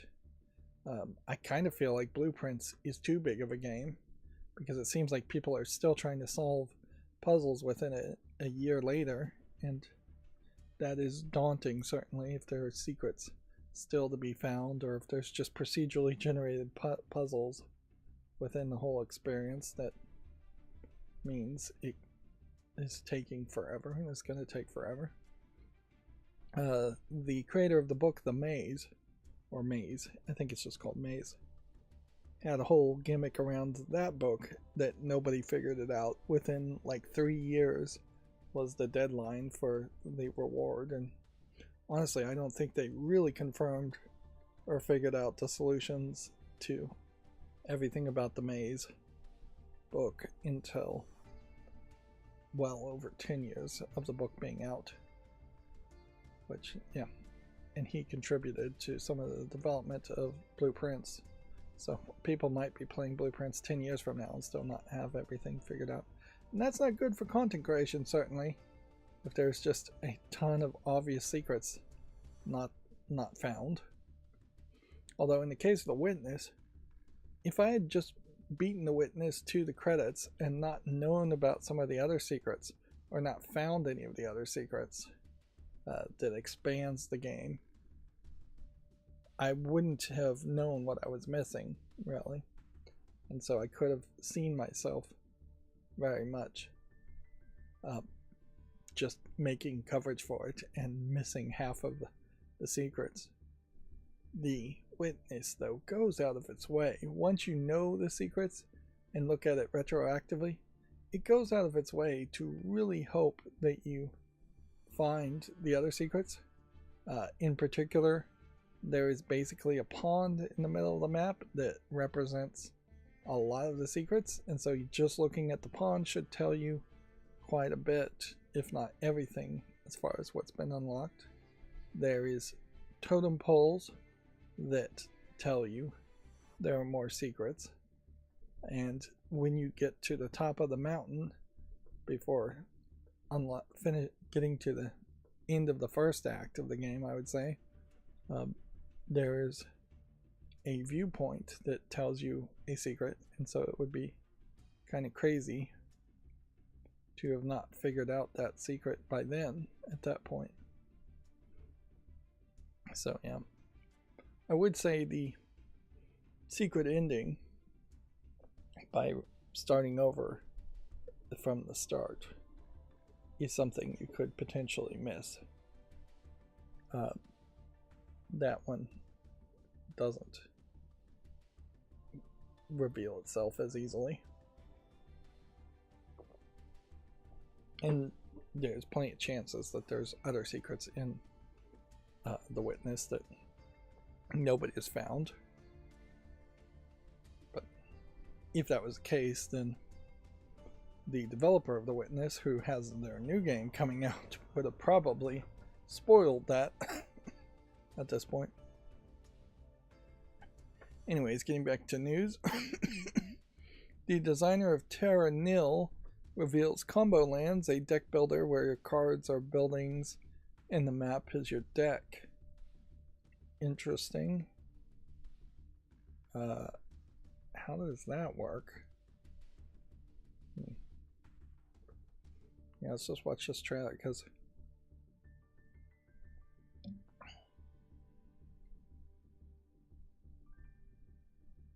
so it seems like the buildings are put there to start with, and then you're placing something in the grid that's not a building to get points.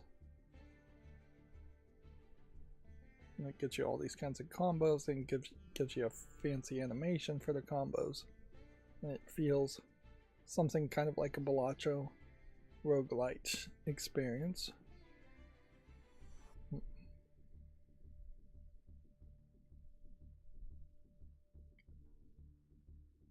So my general assumption is that the maps are going to be somewhat limited puzzles.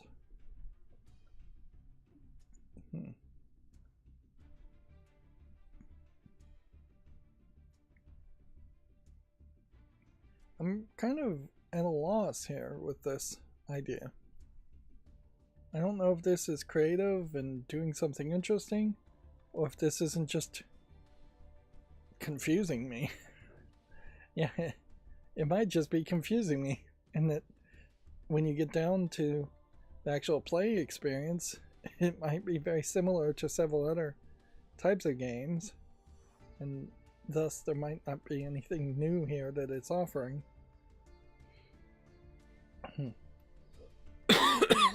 Fortunately, I guess we can just put it on the fall list and wait and see what reviews say. That is always the advantage I have by being so backlogged on games. Excuse me for coughing. And yeah, inherently, a game like that isn't going to be a kind of game that would really need to be played on day one. Moving on, SteamOS 3.7.21 released to stable with security and stability updates. They are really stretching it here, trying not to go to a 3.8 version. Well, they are working on 3.8 is now the beta, but they are dragging it out and trying not to go to a 4.0 version until the Steam Machine comes out, which I wouldn't be surprised if the Steam Machine comes out and it is just 3.8. But yeah, all it says is security and stability updates, so that's not too exciting. Let's see. Only 2 years after its release, Star Trek Resurgence is being delisted.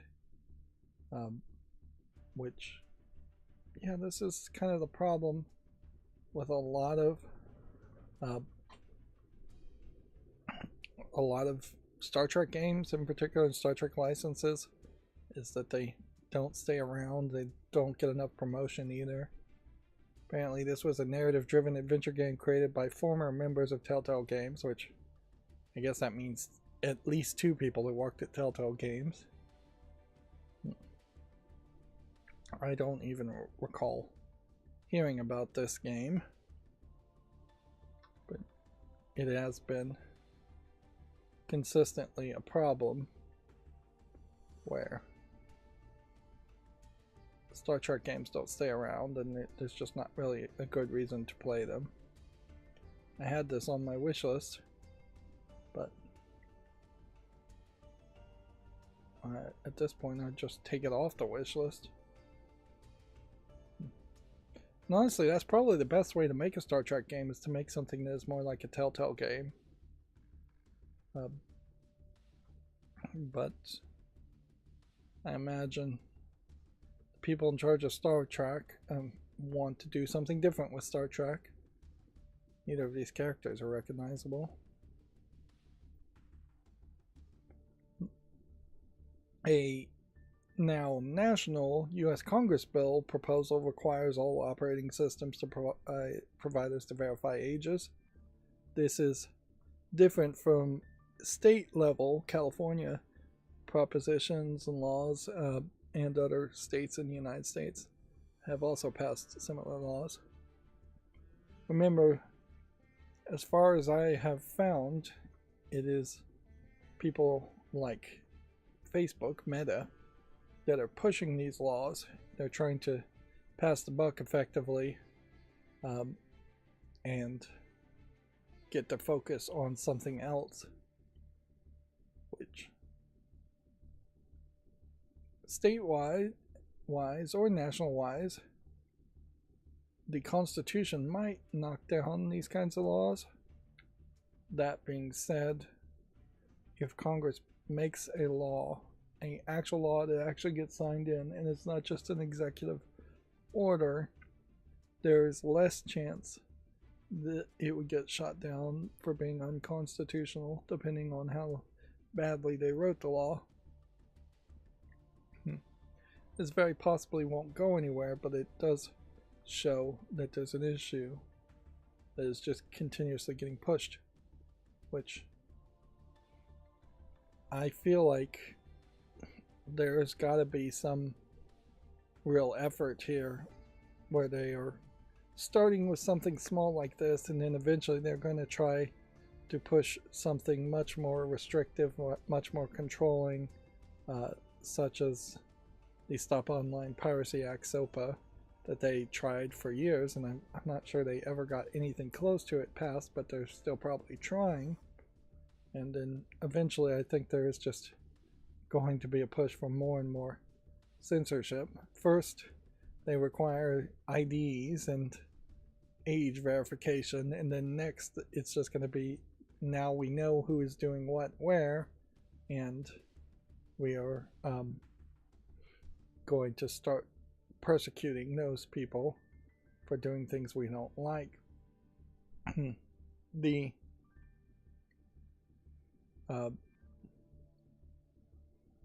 other issue certainly here is that the US government loves to force non-government entities such as Apple and Google to collect data, so then they can just get Apple and Google to hand over the data without getting a proper warrant or subpoena, which that has happened thousands of times over. There's still really no reason why this should be in the operating system level, because there's no possible way that applications outside of web browsers are going to do anything with a verified age. I mean, they just aren't. Like, particularly old apps that you're running. Leisure Suit Larry 1 from decades ago is not going to all of a sudden get your age and stop you from playing it if you're too young. It's just browsers that are going to take that age metric and apply it to websites, possibly. And even then, that websites are probably not going to follow any of these laws, particularly websites outside the United States, as far as like porn sites and things like that. Like they're not going to age verify through this method. Yeah, that's really what this all comes down to, is can we make things more difficult on people we don't like? Can we censor things? Can we have more control? Can we collect more data? None of it is good. The protecting children aspect is basically just a lie that most people can see through by now. People have realized it's just a lie, and that there is very rarely a scenario in modern times where a kid is going to unintentionally end up on a porn site. It just cannot happen. If a kid is on a porn site and they said they got there unintentionally, they're lying. It's just that simple. Like, there are no porn sites out there that aren't either going to want you to sign up and create an account or pay to have an account, or at the very least they're going to have the age gate that we've had for decades, where you verify you're 18 and have to click the box. Because yeah, that was all easy stuff to implement and stuff that has been implemented forever. So yeah, there are no children being protected based on these age gate things.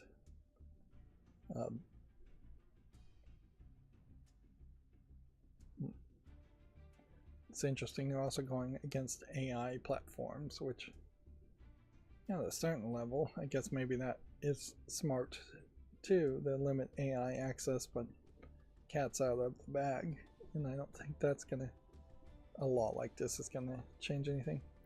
The good news is in the United States almost no laws get passed, so I wouldn't expect this to get passed, but who knows, it might happen. Back to more video game news. The Secrets update for Nessie includes collabs with Palworld, RimWorld, and Core Keeper and Valheim. I don't recognize this game, Nessie, though. It is an open world survival crafter and multiplayer game. It's on the fall list from 2025. It might still be early access. Nope. I guess the question is, can I make a decision? I think I can, and I'll just say no. It's not quite my type of game. Let's see, Xorg, Xserver, and Xwayland security advisory has been released for multiple issues. So, somewhat big news when you see security advisories put out for something that everything is going to be using if you're using an X server. That being said, the good news is not that many people I think are using Xserver or Xwayland these days. They are just using the basic Wayland. If you're on a KDE install, you're almost certainly just using Wayland. And maybe you're using Xwayland if you're running some games, but maybe not. So very possibly the security updates for Steam might be security updates for things like this. And these are all generic programming issues, integer underflows, that perhaps if this was all programmed in Rust, it would be a lot harder to have an integer underflow in a function. Out of bounds reading, same thing, written in Rust. Rust is designed to prevent these kinds of vulnerabilities. I don't know if Rust really does anything for use after free problems.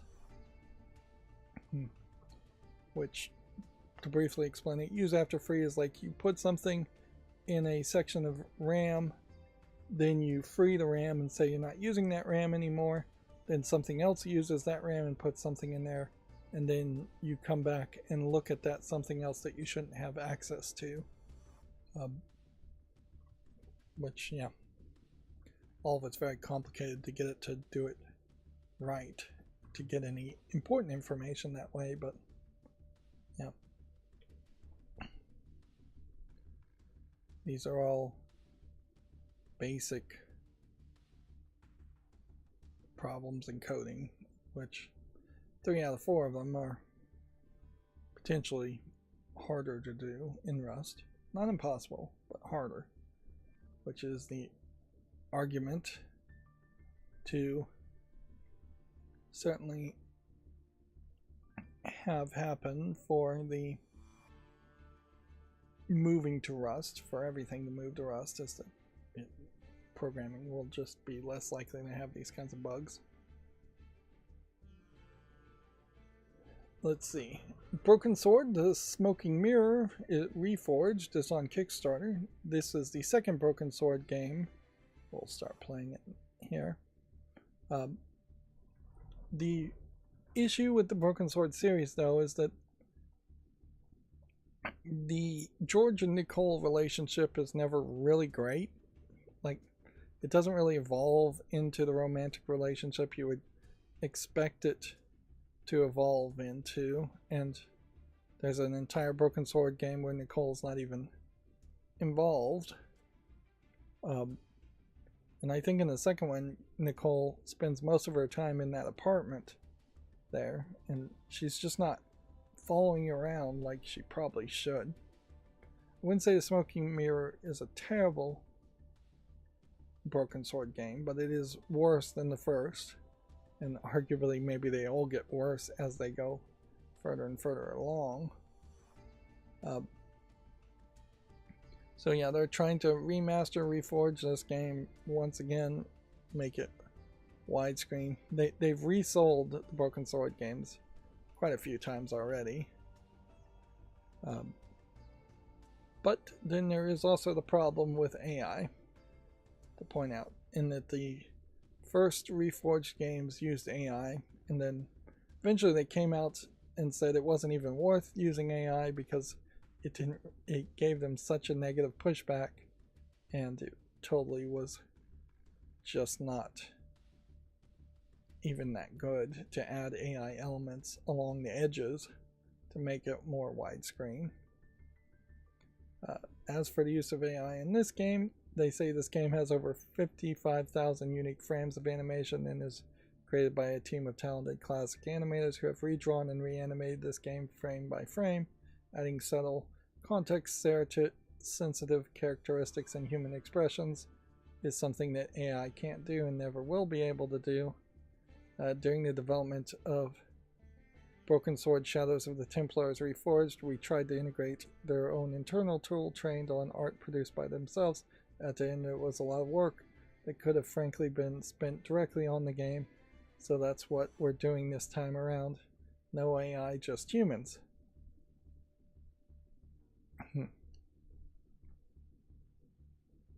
So it is crazy to suggest this, but I would really like to see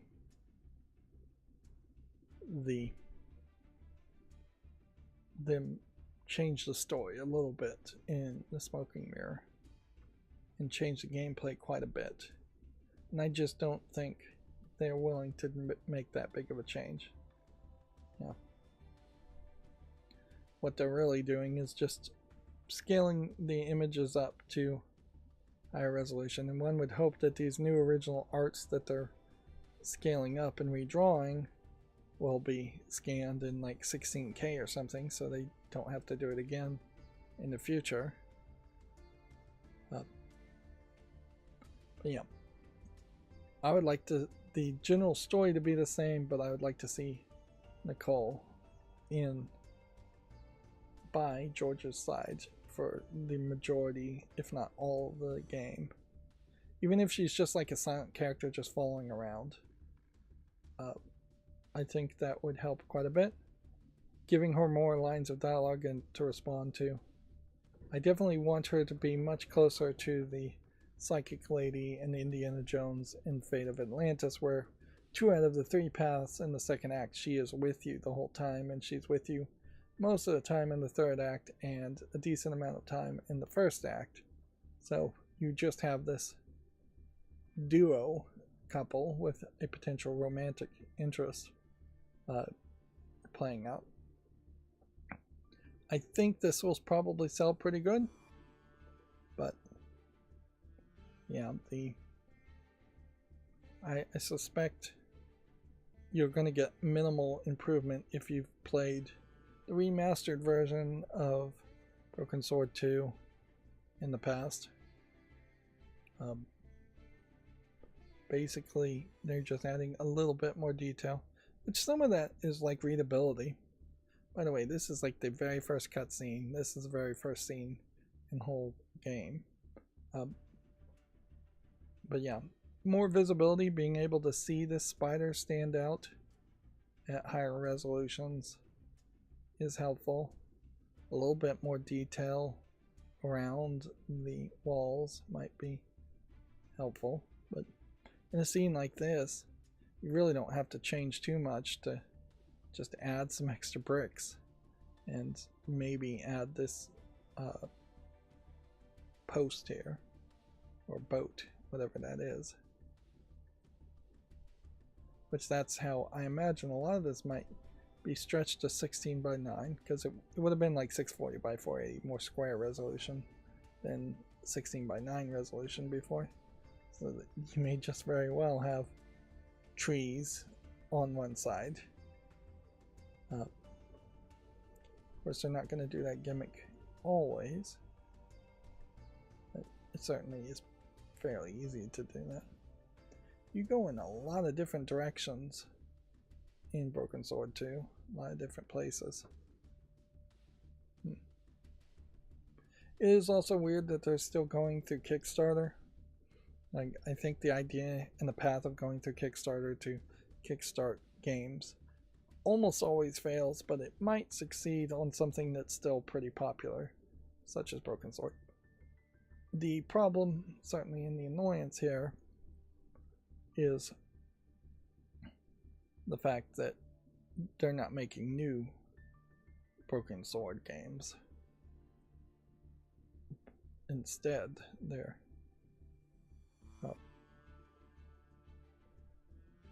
just kind of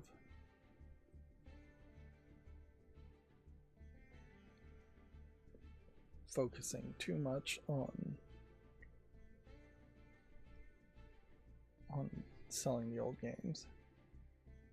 So yeah, like Broken Sword 1 in its original form.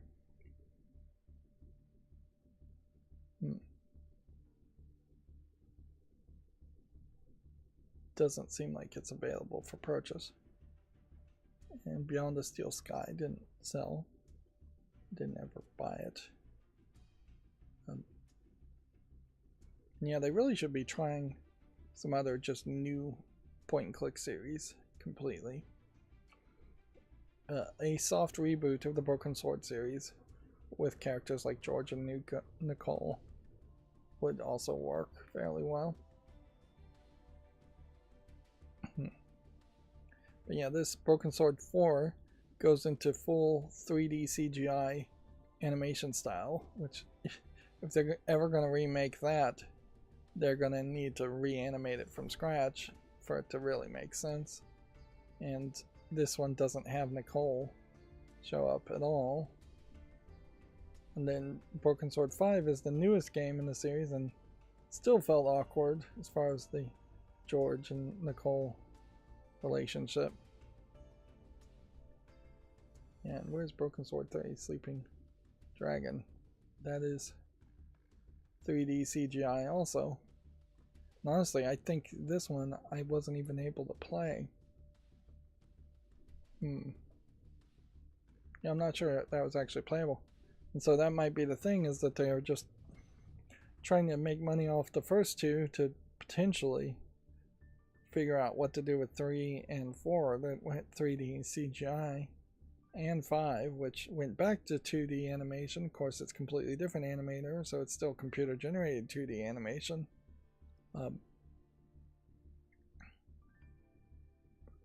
Honestly, I would just prefer a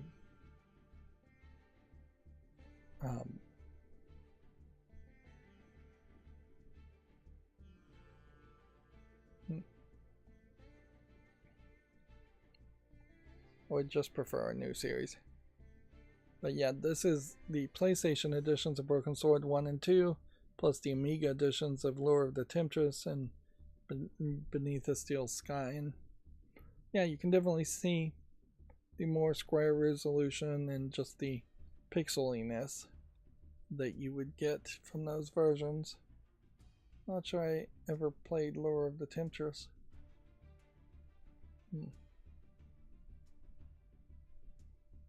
But yeah, I'll go ahead and make a special exception and put that on the wish list. Questionable whether it's worth even $14 though.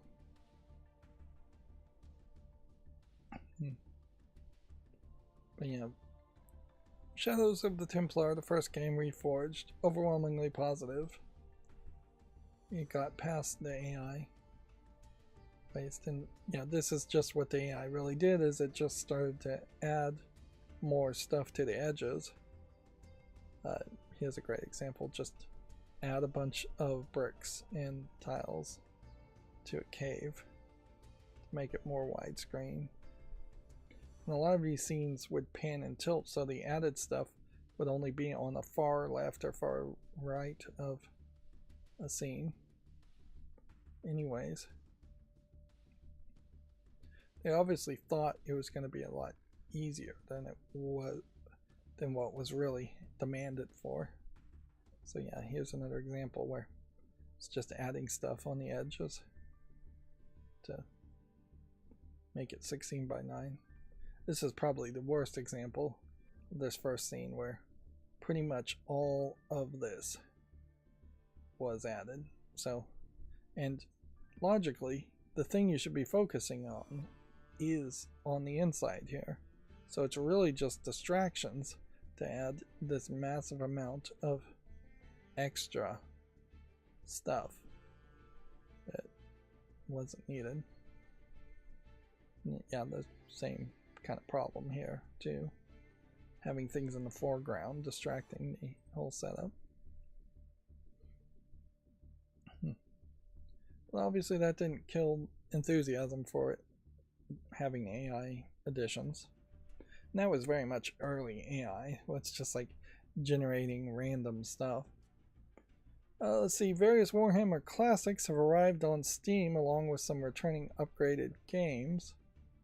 I think we saw all of those last stream. Sentinel is an achievement watcher for non-Steam games on Linux. Love achievement hunting, but play outside of Steam on Linux. Sounds like Sentinel is an open source tool for you. Okay.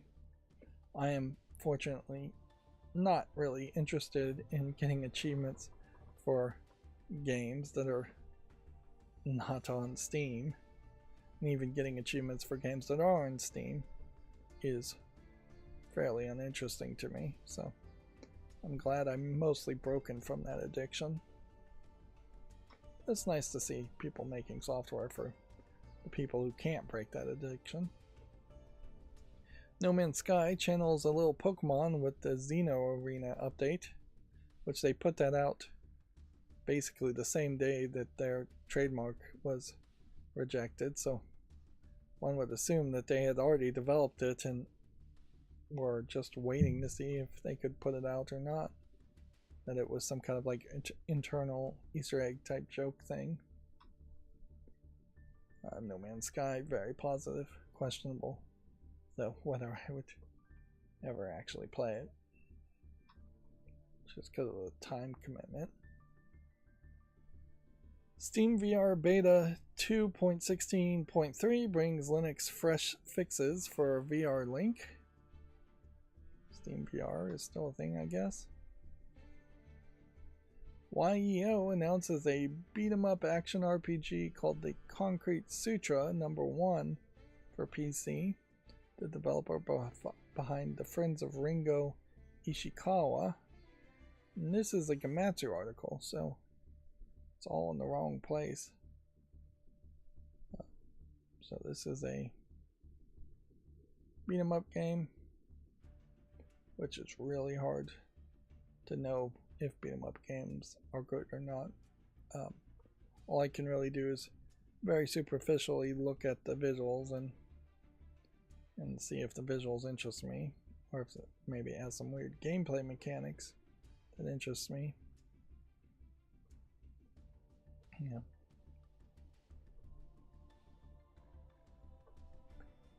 One and a half to 2 hours of gameplay is not a lot. So yeah, here's another Warhammer game. Here's that beat-em-up game. Here's another Warhammer game. Did I not put the other ones on the follow list? It's very possible I didn't. This one's already mixed, though.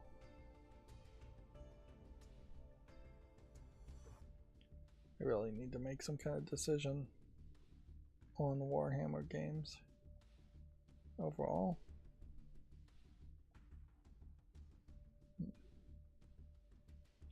These are all old games too.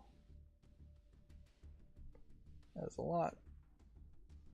SteamOS 3.8.2 beta brings fixes for security issues, trackpad on the Legion Go, and Borderlands 2.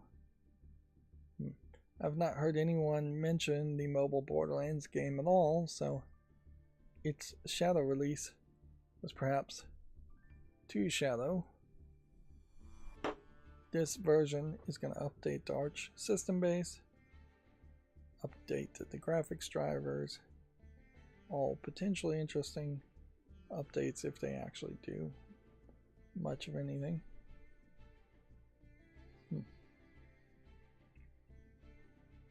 There is a potential, certainly, if I could get a Rock Band guitar, that I could get it to run on Linux, like a PlayStation 3 Rock Band guitar in particular, PS4, PS5s, maybe less though. But I still haven't found a Rock Band game worth owning on Steam, on PC.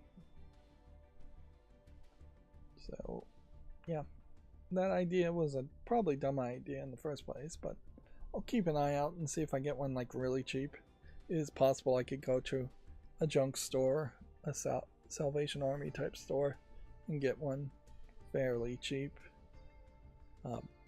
But they still go for like $100 these days, and the price might be going up, not down, due to scarcity. And frankly, it might very well be cheaper and easier to just get a old PlayStation or Xbox with a guitar kit than to try to get it to run through computers. This is interesting. Desktop mode now uses Wayland by default. I would have sworn it already did.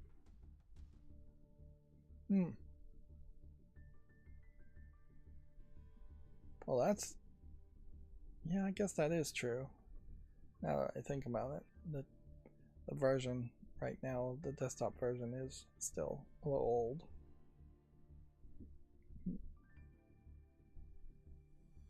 Let's see. Still a ton of these games. I guess that would be the question as far as just if you bought all of them, they want you to spend $100, and that's kind of ridiculous. Yeah.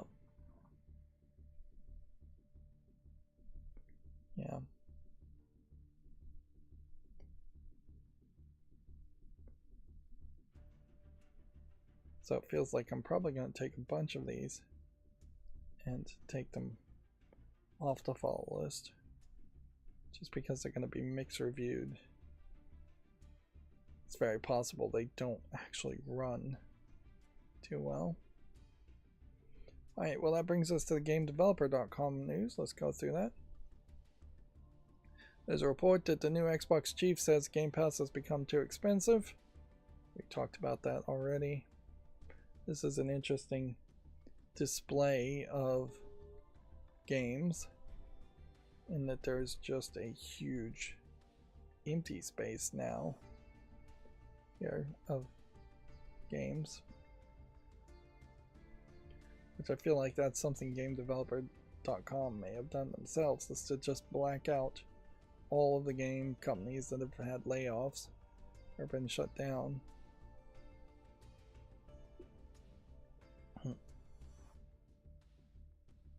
Okay. A video game lawyer, Nick Allen, implores devs to understand ownership and swerve generative AI. Michonne DeRay partner Nick Allen shares rapid-fire legal advice at the London Games Festival. This is a interesting image here. I suppose this is supposed to represent giving a generative AI prompt and getting images spit out.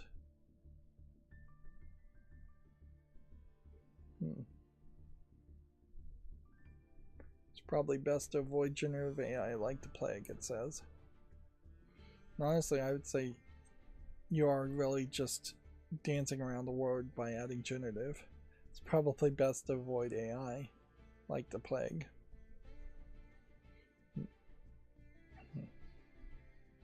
But yeah, increasingly lawyers are wising up to the fact that anything made from using AI is potentially not going to be copyrightable and might actually be infringing, or almost certainly is infringing, on other people's copyrights.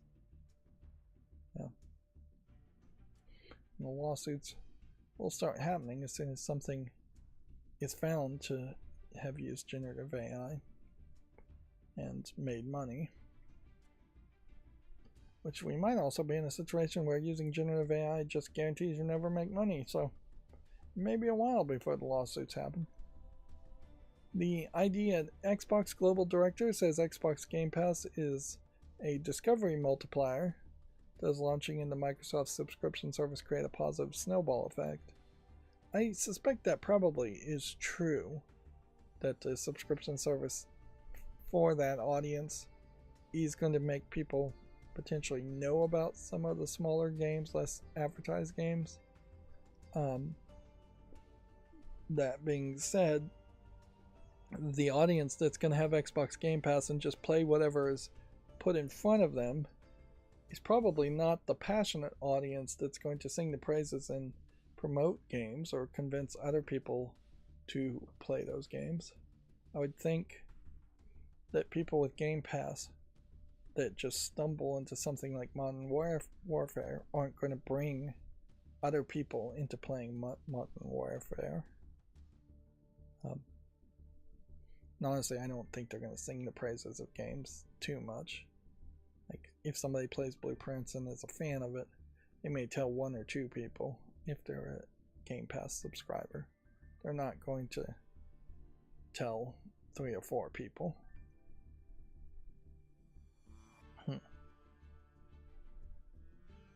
Bloober CEO says relying on one title creates, quote, too much risk in today's market.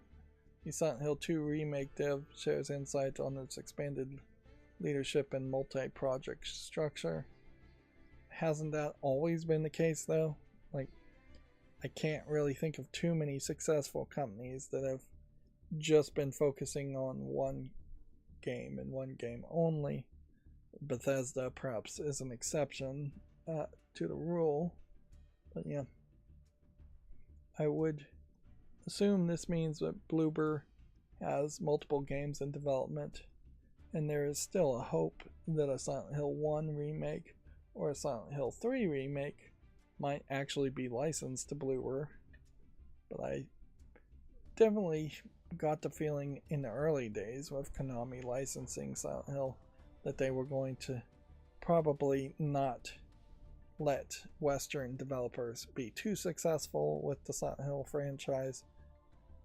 And even if they are Westerners in general are successful, I wouldn't be surprised if Konami doesn't allow any one company to do more than one game. So we have to take it at face value and assume that the Silent Hill 2 remake is the only remake of mention that's going to get made. The Inkle co-founder explains how TR49 broke even in 3 hours. It's a narrative deduction title available on Steam. I haven't heard of it at all. It sounds like you're filling out forms on something. Amazon is downscaling its cloud video game service, Luna. We've seen multiple stories of this over the past couple streams. Seems pretty obvious that's happening. Roblox is introducing age-based accounts for children and teens. Roblox is perhaps a great example of an end client that should have had that service from day one compared to an entire operating system having age verification. The reason why they want the operating systems for age verification too, I assume, is because they're going to make it a lot more difficult to age verify. They're going to make you take a picture of yourself, record a video of yourself, or send in some kind of government ID. And yeah, I wouldn't be surprised if the government IDs get rejected and foreigners are just not allowed to play Fortnite or things like that because they are in the United States servers, but they don't have accepted government IDs. Maybe very well, maybe a case of trying to create a second-class non-citizen where foreigners just have awful internet in the United States because of all US age verification laws. Notably, there haven't been a lot of pushes for age verification laws outside of the United States, so a lot of VPNs are still going to get around a lot of that, I think. And it may very well become the standard that people just download the UK version or the Canadian version of Linux distros that don't have age verification built into them. Moving on, there's a report that Epic is hoping to reinvigorate Fortnite with Disney-themed extraction shooters. Which, yeah, one would have assumed that that was the whole reason this whole deal went through in the first place. We'll see if it really happens. It is questionable, though, whether Disney-themed things, in particular, are even that popular amongst Fortnite players. In the same way it's questionable whether Simpsons themes in Fortnite were that popular. Because, let's face it, Mickey Mouse and that kind of Disney stuff, Cinderella, long since uninteresting to the new generation of people. And it is Harry Potter, Star Wars, and Marvel that are way more popular. So, and I really wouldn't call those Disney themed. We've talked about how Doki Doki Literature Club was removed from the Google Play Store. Seems like it was just removed permanently. There seems to be no update there. And I, at this point, wouldn't expect there to be any update. There might be a lawsuit longer down the road. Some of these we've already talked about. Split Fiction developer Hazelight Studio accrued 50 million total sales. 30 million of it was It Takes Two. Black Tabby Games links into game publishing with 1000x Resists creators next game. Konami's eFootball tops 1 billion downloads. Off the Grid developer Gunzilla is accused of failing to pay employees. We haven't heard an update on that one either. These are pretty old stories. I don't know why they opened up again. The Peak co-developer Landfall might finance your next indie game. I don't know if I'd really want that.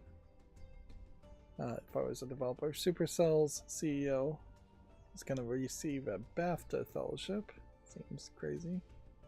Blizzard spent way too much time explaining visual updates to Overwatch's Anran, which Anran is one of the few characters in Overwatch that actually looks interesting as a character. So they probably are getting pushed in a better direction as far as designing new characters. But I think they're going to be slow about it. Sony acquired Cinemmersive Labs. The Double Dragon creator died. That seems like that was 2 or 3 weeks ago. Seems like every single story on GameDeveloper.com was opened. I don't know why that would be the case. I can only hope it is a glitch and that won't happen again. Yep. Here's one of the older characters from Overwatch, and a much more interesting character, just still full bodysuit, sure, but more interesting color palette, just not covered up in ridiculous amounts of armor. It's simple, easy to see, easy to recognize, attractive character overall. Doesn't hurt they have her in a standard comic book cheesecake pose where they have contorted her spine in such a way that you can see one whole boob and half of another, while also seeing the butt, while also seeing the hips, while also seeing the legs and seeing the face.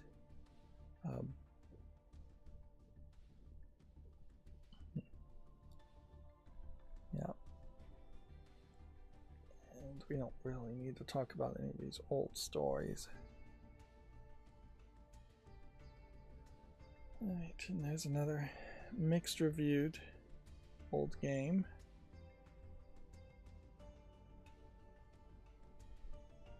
Some positively reviewed games. Emmy Award winning animation studio just bought the rights to multiple Roblox titles. That's old news too.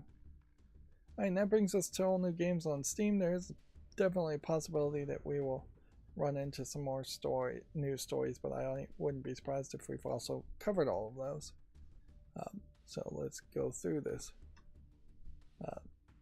Same rules. I haven't changed anything so far. If I'm interested in it, I'll put it on the following list and I'll swipe to the right to leave it open to pretend like I'm going to make a YouTube short on it. If I'm uninterested in it, I'll swipe down to close the tab. And in general, I am going to not try and say too much about anything. If it's already on the follow list and already has a checklist, I'll close it because I've already done everything I need to do with it. Yeah, try and save my voice here as much as possible. And see, once this section would be done, if I can really get the pre-show concept to be played at the end, that's when the video playing at the end would kick in. Steam does say at some point they're going to let you upload a video that would be your "we're about to start streaming" video. I don't think they mean an hour-long video though. I wouldn't be surprised if it's a 3-minute video, something along that limitation. Yeah, this is nothing. Which that's another thing that I probably would never be able to artistically create anything good for if I even tried to engage with it. But I can certainly speak to my own personal experience and say that the videos that they offer by default really suck and are rather annoying before live streams. Of course, you would assume that there's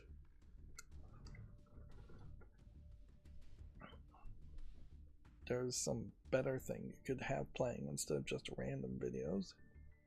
So here we have a true Steamboat Willie game, but I don't think it's based off of any previous game. So somebody has taken the public domain Steamboat Willie characters.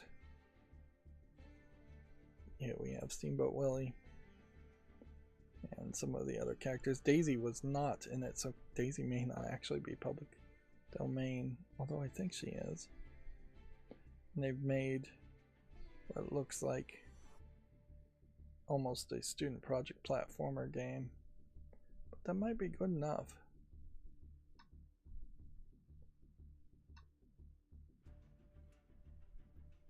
I'm gonna give this a chance, even though it probably doesn't deserve it. See, this is a great example why this slideshow needs to be sped up too, because just sitting here and waiting for it to move Takes way too long.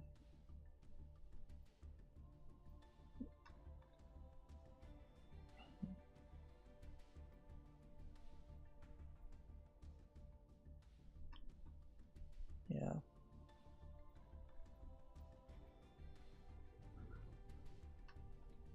Ideally, what I'd want playing before I started streaming would be that there would be a TV-like channel that is just rerunning old episodes that I put on my channel from like a playlist at random.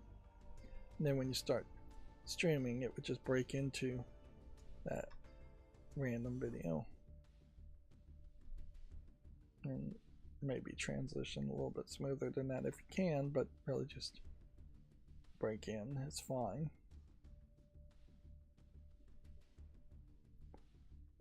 And then when you're done streaming, break out of the live stream back to the reruns.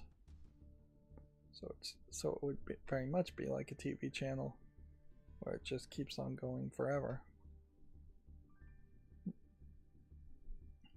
course, the idea of doing a free ad-supported streaming television channel, a fast channel as they call them, based on your own YouTube content, might very well be the case that YouTube at some point decides, you know what, we're going to just force in some paid promotion, just like 30-minute long paid promotion infomercial type shows into the whole streaming experience, something that the content creator really can't control. I think that would be pretty crazy to do that, but you never know.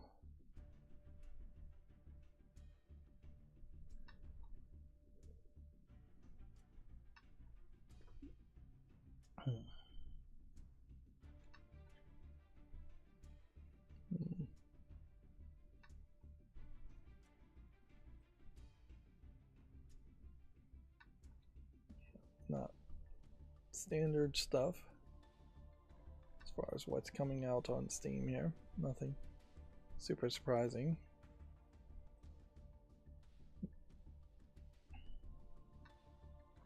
It still seems like it is slightly better quality than what we've seen in the past. That might just be the time of year, but who knows. Here's another game that feels very much like it's a Yuri girl-on-girl visual novel with lewd elements, just because there's a screenshot of them sleeping together in their underwear. Yet no adult tags at all. It's also only English and Chinese, so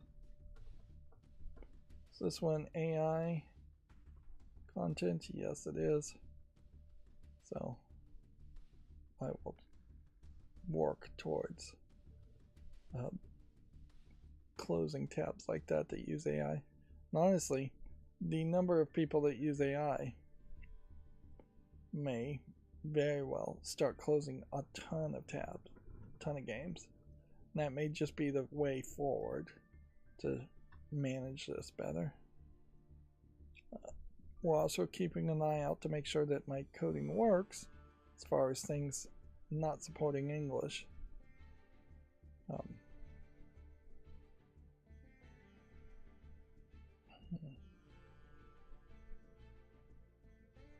Because yeah, if I run into something that says it doesn't support English and the tab is still open, then that tells me that there are scenarios where the code isn't catching it, which is very possible. There is a huge amount of inconsistency from these Steam pages. Not as bad as some other websites I've seen, but yeah, there's still some inconsistency on how the pages generate and look, and these pages are all generated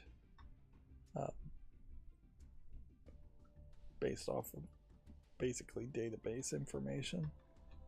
Not every time though, they are undoubtedly pre-generated, and if something changes, they are regenerated. They probably are also looked at if something gets flagged. But I bet they're not looked at that much.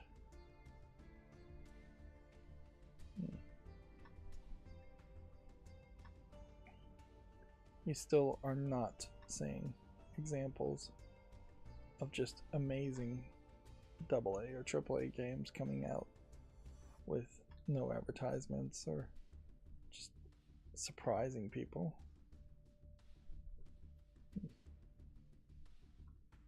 Off the Grid is gaining popularity for some reason. Still, I don't want to put it on the follow list since it's a player versus player game. More of these boomer shooter type ideas feel like I might want to play more of them. There might even be an easy cheat there where playing a boomer shooter may not be that hard to just do a quick look on it and say it's good enough. Of course, that would probably be wasteful financially speaking if I'm just going to play a game for like an hour or two and go in it knowing I'm only going to play it for an hour or two.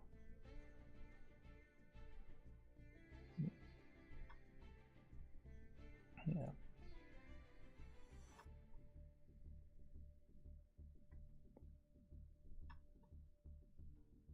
Let's keep on grinding. Closing things that don't support my preferred language, which in my case is English, clearly doesn't reduce the number of games we're looking at by a huge number.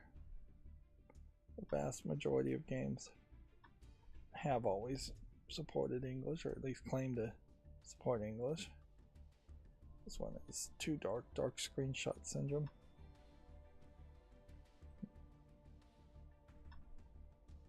Yeah.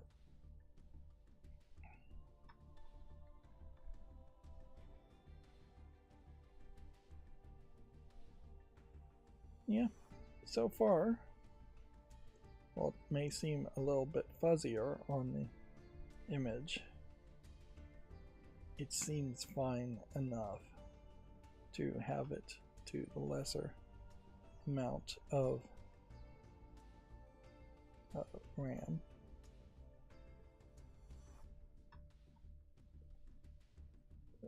The smaller resolution images is what I'm talking about. Yeah, I'll have to open up the Taskmaster once all of these tabs are closed to see just how much RAM is being used.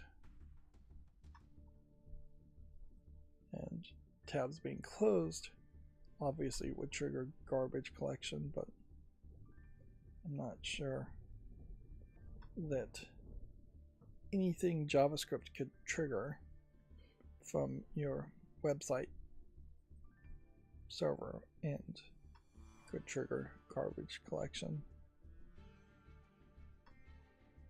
That is a deeper level of thought, certainly, than most website developers would ever think. Most website developers don't really care and are more than happy to waste a ton of RAM.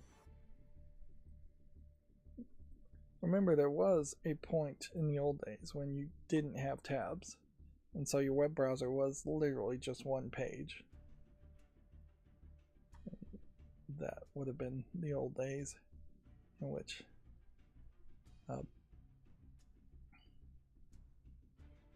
the whole list here of Warhammer games and similar games. Yeah, that would have been the old days, certainly, where RAM would have been minimal and optimization would have been thought about. Let's look at the follow list just for a brief second. Honestly, I was thinking that there would be a bit more games that caught my attention, but no, nothing really grabbed my attention today. It doesn't look like I have anything particularly want to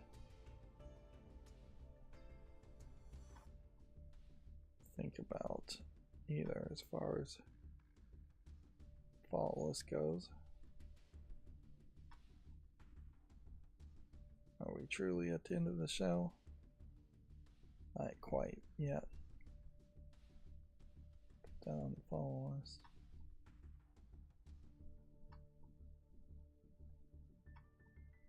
Alright, so before I end the show, I'll open up the task manager and just look at how much RAM is being used. Yeah, there's really not a lot of garbage collection going on, it seems, because I was at like 63%, maybe 69% of my RAM used up in total. And now, after closing all of those tabs, I am at like 49%, which is still a massive amount of RAM. So there is something about Firefox garbage collection I'm going to have to figure out if I can trigger that. Otherwise, my Violent Monkey extension here of well, it wouldn't apply to this one. It would be only here. That one doesn't work yet. Screenshot shrinker. Yeah, that may just be wasting RAM instead of helping without garbage collection. Alright, well, and I mean programming garbage collection in case that wasn't obvious. Anyways, that's going to be it for this stream. This went fairly well. Again, if I could just record the pre-show, I would end the show here and then let the pre-show play. I might even try something where the pre-show plays and then it also plays a video of me ending the show in general. But yeah, I am not anywhere close to getting that done, so that's going to be it for this stream. As always, I ask you to like, share, subscribe, comment, and keep on watching. Thanks.